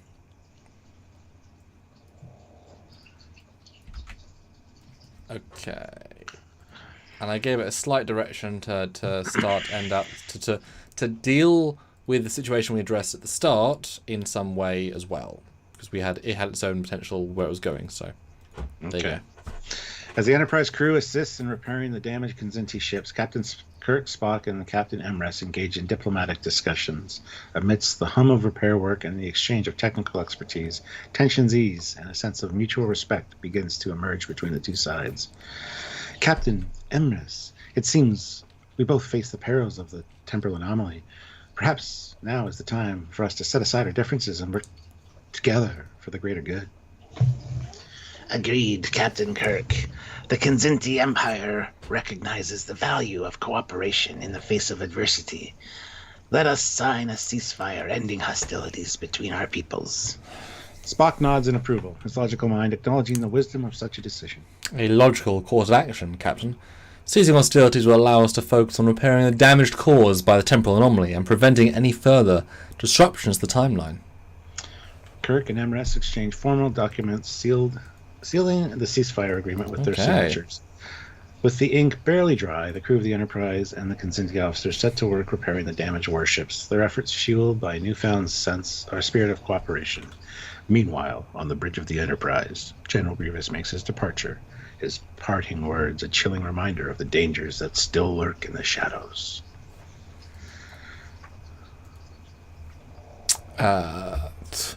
Goodbye, puny organics. Your feeble attempts to resist are amusing, but ultimately futile. With a menacing laugh, Spords the shuttlecraft Menacing. into the depths of space, leaving the Enterprise crew to ponder the implications of his departure. As repairs to the Kzinti ships near completion and the ceasefire takes effect, Captain Kirk reflects on the events that led them to this moment. With Spock at his side, he reviews the data gathered from their encounter with the temporal anomaly, searching for clues to its origins and purpose. It seems our journey through the temporal anomaly was not a mere accident. Someone or something orchestrated our arrival in this time period with a specific purpose in mind. Fascinating, Captain. The temporal anomaly appears to have been artificially created, possibly as a means of altering the course of history. Which means our presence here may be more significant than we realize. We must uncover the truth behind the anomaly and prevent any further tampering of the timeline, or with the timeline. Spock raises an eyebrow, his keen intellect already at work, devising a plan to unravel the mystery of the temporal anomaly. Agreed, Captain. But did you forget about Badgie, Voldemort, Optimus Prime, Burnham, the rest of the cast? They were the reasons for it. Have you forgotten, Captain? Badgie was the problem. I did not forget Mr. Spock. I do not know what happened. Well, with the ceasefire in place and our alliance with the Kzinti solidified, we're in a better position to investigate the anomaly and ensure the integrity of our timeline. With their course set and their resolve strengthened by the bonds of cooperation, Captain Kirk and his crew prepare to embark on their next adventure, ready to confront whatever challenges await them in the depths of space. Create a final page of this script.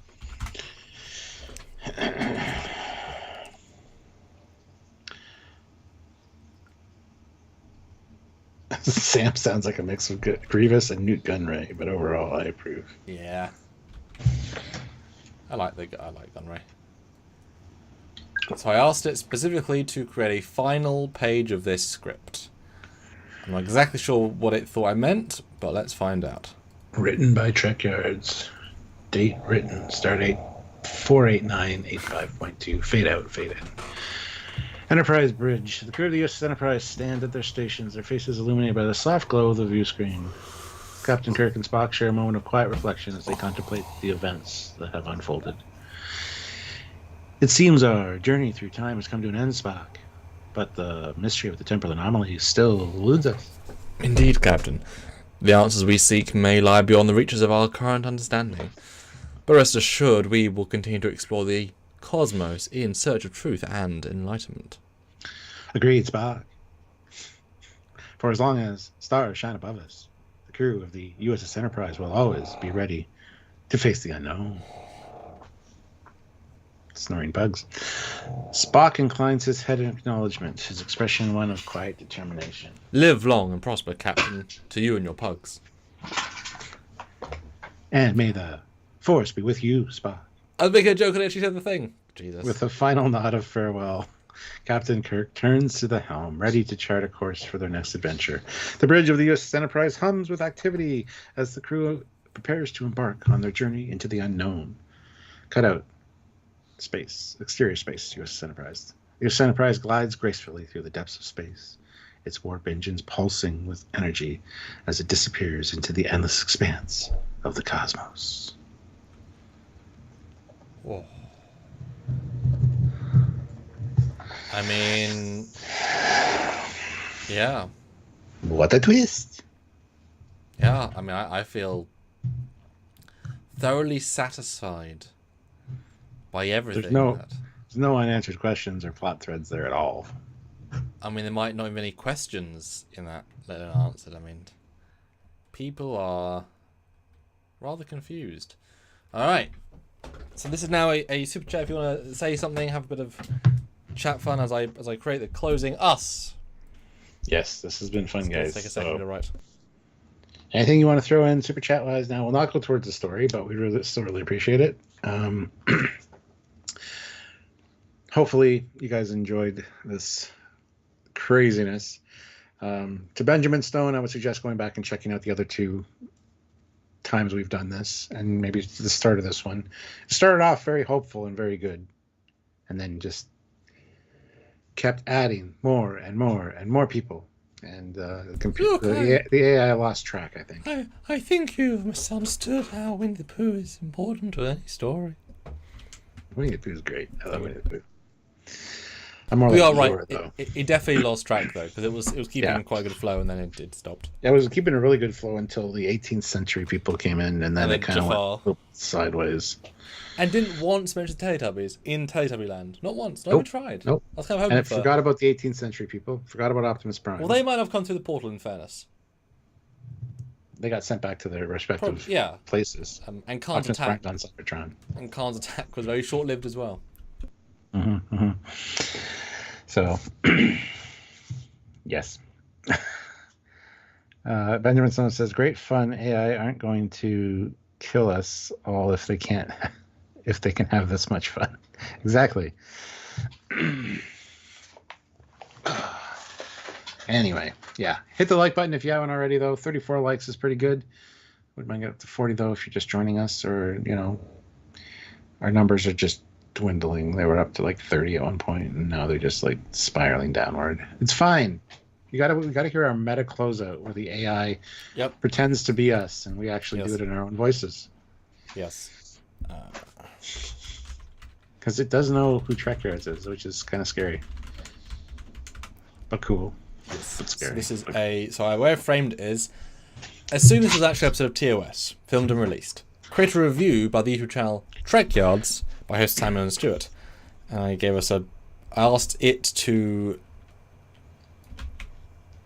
Yeah, okay, I asked it to be... Oh, it's still going. I asked it to be more... It gave a board answer. I said be more specific. So it's meant to be 3 things we each do and don't like. Because I like forcing it within a structure sometimes. And that is... It's written in black text. Why is it on black text? Yeah. Black text is no bueno on a black background. I'm just saying. Yeah, seriously. Oh, intro music. Ooh. All right. So Stuart, you're going to play the part of Stuart. Oh, okay. That's a stretch, but okay. Yeah. Trekkers, why are you introducing the show? Because you never introduced the show. Did I? All right, go ahead. Greetings, Trekkers and Trekkies alike, and welcome back to another thrilling episode of Trekyards. I am Samuel. And I'm Stuart. Today, we're diving head first into the annals of Star Trek history. We'll look at the classic episode of the original series, none other than The Fallen. Strap yourselves in, folks, because this episode takes our beloved heroes, our beloved crew, on a tumultuous journey through the very fabric of time and space pitting them against familiar adversaries and surprising allies alike. Absolutely, Stuart. So without further ado, let's delve into the heart of the matter. First up, let's discuss the 3 aspects of the Fallen twisted out to us. Right out of the gate, I have to commend the impeccable chemistry between Captain Kirk and Mr. Spock. Their dynamic banter and seamless teamwork were on full display, as always, serving as a reminder of why they're considered one of the greatest duos in television history.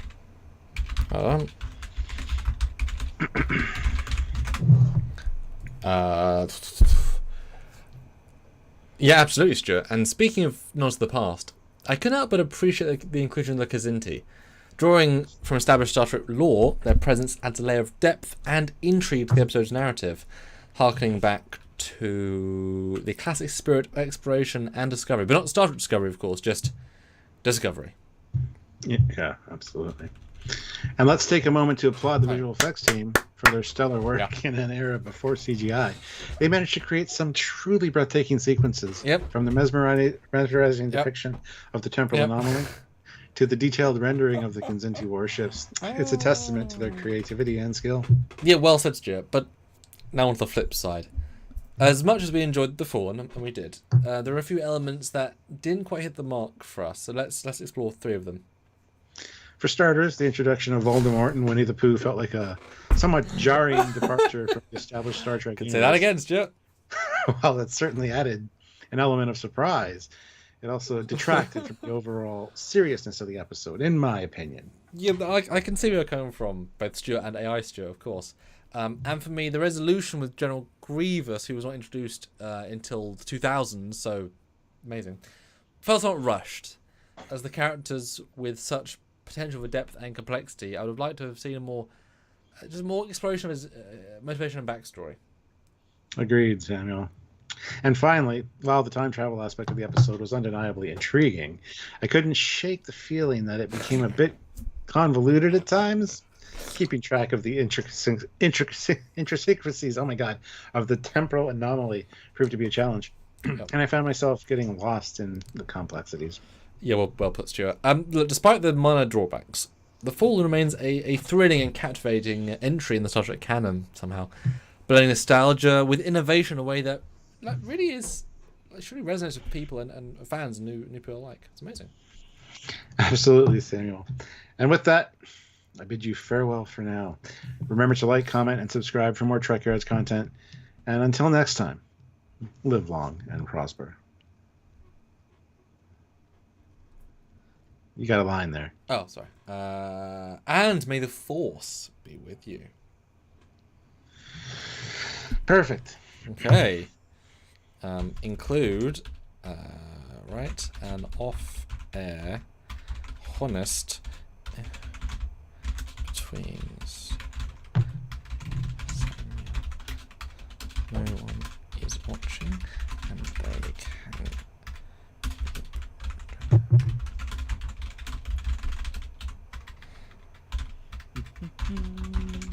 37 likes and we get 3 more to get to 40. I think we might be able to hit that like button if you haven't. Thank you.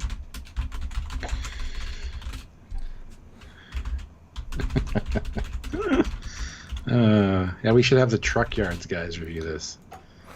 Mechanic Sammy and Trucker Stu. Now, that would be funny because we wouldn't know what the fuck they were saying because it's trucker speak, but also it would know whatever it's saying either because it's also But would it know that episode, though? Oh, no, but I mean, you could tell it to people who are truckers who are dumb. Like, you could just write that in. I mean, if I even knew who they were, but I don't, of course. I don't even know. All right, so this is an off-air conversation after the review, and we are brutally honest. I saw one line and I'm laughing already. All right. Okay. Well, Samuel, that was quite a ride. Quite the ride, wasn't it? Oh, indeed, Stuart. Quite a roller coaster episode. Roller coaster? More like a train wreck, if you ask me. What were they thinking with the Voldemort nonsense? I must admit, it did feel a bit out of place. Out of place? It was like they let a bunch of toddlers loose in the writer's room and said, have at it, eh? That's one way to put it, Stuart. And about the whole John Grievous debacle, like, it felt like a rushed afterthought, if you ask me. Rushed afterthought. More like a slap in the face to Star Trek canon. And don't get me started on the time travel nonsense. I was lost in a sea of paradoxes and plot holes. Aye. It did get a bit convoluted, didn't it? But hey, at least the banner between Kirk and Spock was on point. Aye. I'll give him that. Kirk and Spock are the only things holding this mess together. I can't even do it. Well, despite its flaws, the Fallen did have its moments, and who knows, maybe future episodes will redeem them, some missteps. Let's hope so, Samuel. Let's hope so. Goodness. The one that got me laughing was out of place. It was like they let a bunch of toddlers loose in the writer's room and said, have at it. I read that, and I was like, oh my god, that's exactly what we did. You guys are like toddlers with your suggestions. Oh, yes. Okay. I like it. Okay, guys, anything you want to suggest, Super Chat-wise, because now we have this entire story built. Last minute 10... Any questions you have, Super Chat them in. Because you can get the AI to answer them. Yeah, because it will actually answer. And I actually have a question. I want to ask it where Optimus Prime went, so that can be my question. Yes, questions to this AI, at least $5, throw them in. It knows the story, so you can ask pointed questions. Like I said, it's the last of our month, so any few more fives will be tremendous. Would help out immensely, yeah. Okay, so your question is, where did Optimus Prime go? He transformed into a tricorder. Came with them. Okay.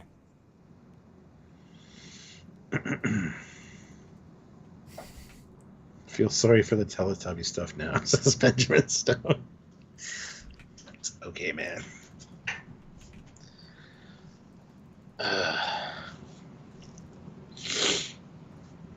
It's official answer to where Optimus Prime went during the story. Okay, Optimus Prime's departure from the story wasn't explicitly mentioned in the script, but it's possible to speculate that he returned to his own timeline or continued his mission elsewhere in the universe. His appearance may have been a temporary crossover event, and once the immediate threat was resolved, he may have returned to his own duties. So yeah, I assume he stepped through and went back to Cybertron, but I could just see him in the background just like fading away. Oh, my time here is done.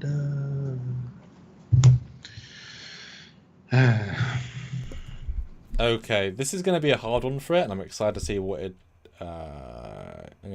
going to do. All right. Okay. And Fleetpod, $2. Scale of 10, how'd you rate this against all Trek? Are you asking us or the AI? This would be like a 1.5 for me. Well, the fact they managed to invent things in we saw the 1970... Kinzinti on screen.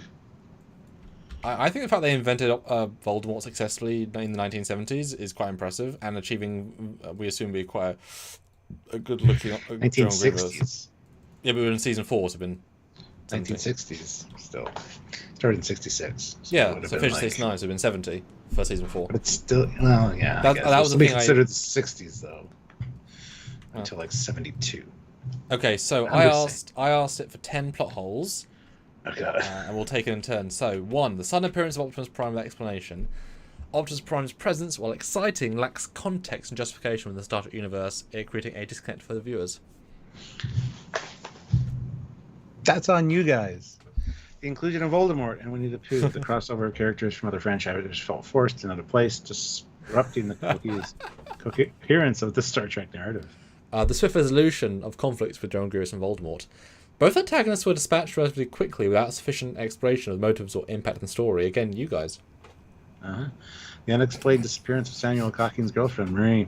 Marie's sudden appearance and subsequent disappearance left her character arc unresolved and without closure. Guys, you guys suck at this. The lack of consequences for Kirk and Burnham's dramatic encounter during the battle. The intimate moment between Kirk and Burnham seemed incongruous with the urgency of the battle and was not addressed afterward. Yeah, this is like Alex Kurtzman should get one of these after every episode of everything he does. Just put in a Discovery script and say, review, please. The origin and purpose of the temporal anomaly. Reasons behind the creation of the temporal anomaly were left vague and unexplored, leaving a significant gap in the story's explanation. The sudden ceasefire between the Enterprise crew and the Kazinti. The swift resolution of hostilities between the two factions felt rushed and lacked sufficient development or negotiation.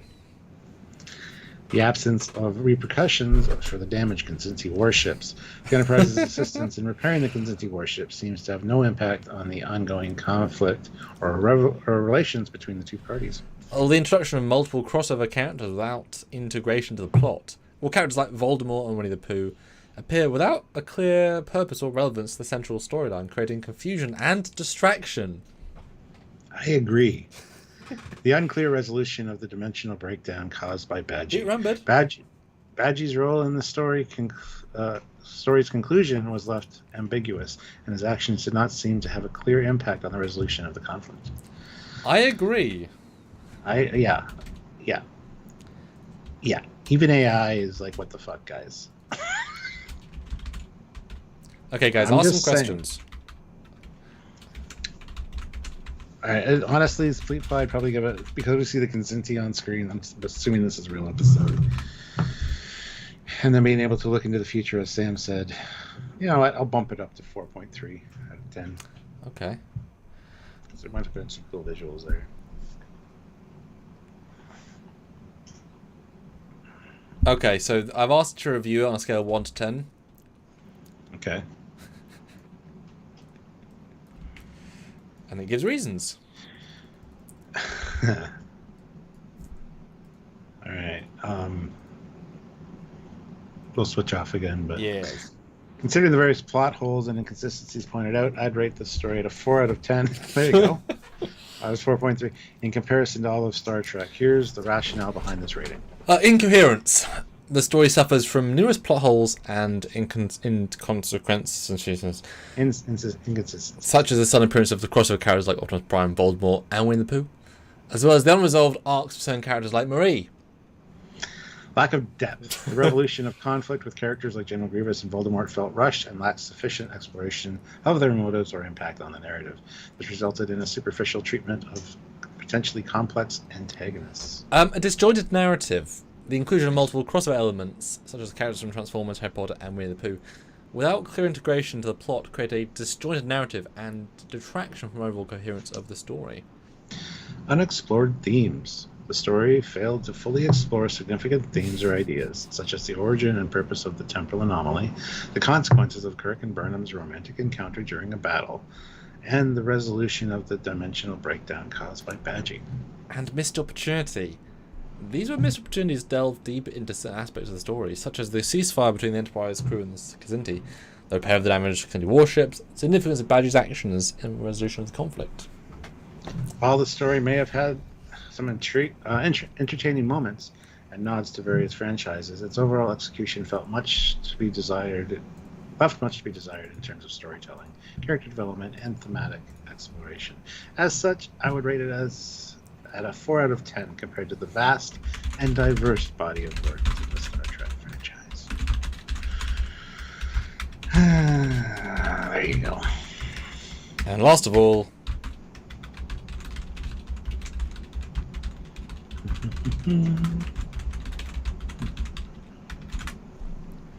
okay, I'm going to ask, create a trailer script for this film as if it was a modern motion picture. And I will do the trailer voice, and you can do other stuff. Yeah, you can do the narration, the stage direction. I'll do the trailer voice. Okay.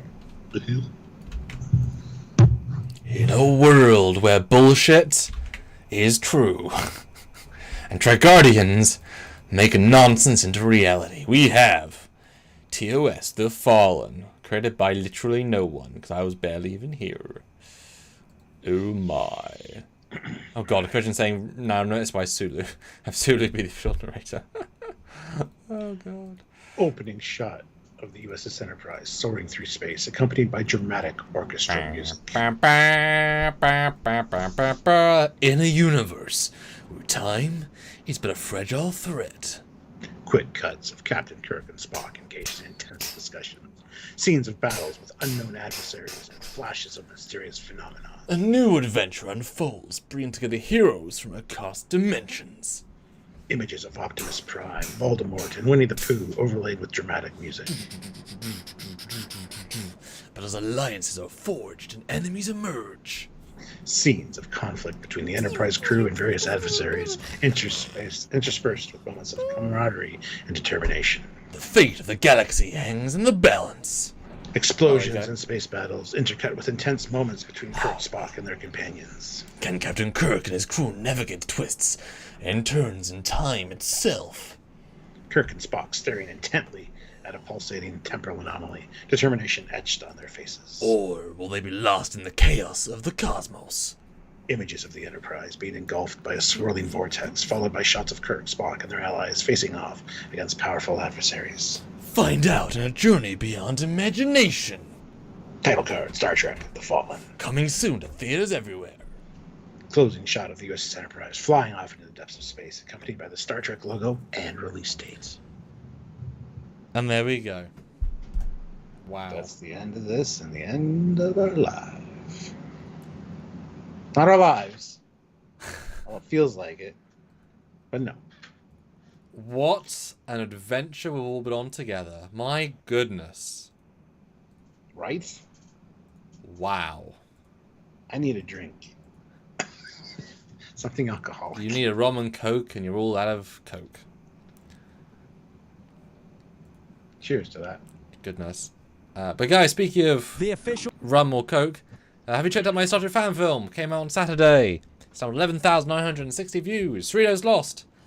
A love letter slash Mid-credit scene. There's mid-credit scene. very important mid-credit scene. It's so important that it was almost as written by ChatGPT, because it's like, what is going on? But it wasn't. It was written by me. Go check it out. Some fun stuff is happening in it. Let's go watch it, Yes. everybody. And on that note, Ooh. Yes. thank you for joining us for this. Thank you. This has been crazy fun. It has been. And we'll probably do another one tomorrow, but with different, maybe Voyager. I don't know. Yeah, I'm really intrigued by how the different characters interact, but also how you guys want to see different characters, because Kirk and Spock are very, we know who they are, and they're more definitive characters, but some characters like Worf or Data, how the software understand how to bring those to the fore, right? I'm interested to see what it thinks about that. So yeah. So there you go. Tune in tomorrow. And of course, Thursday for the first reaction to the next episode of Discovery. And then Friday for our complete breakdown and review. You know the routine. If you don't, subscribe and hit notify so you get notified. So Yes. until next time, This was fun. he's Commander Calkins. He's Captain Foley, an AI bot. Thanks for helping. Thanks, AI bot. They're down there. So no, down there.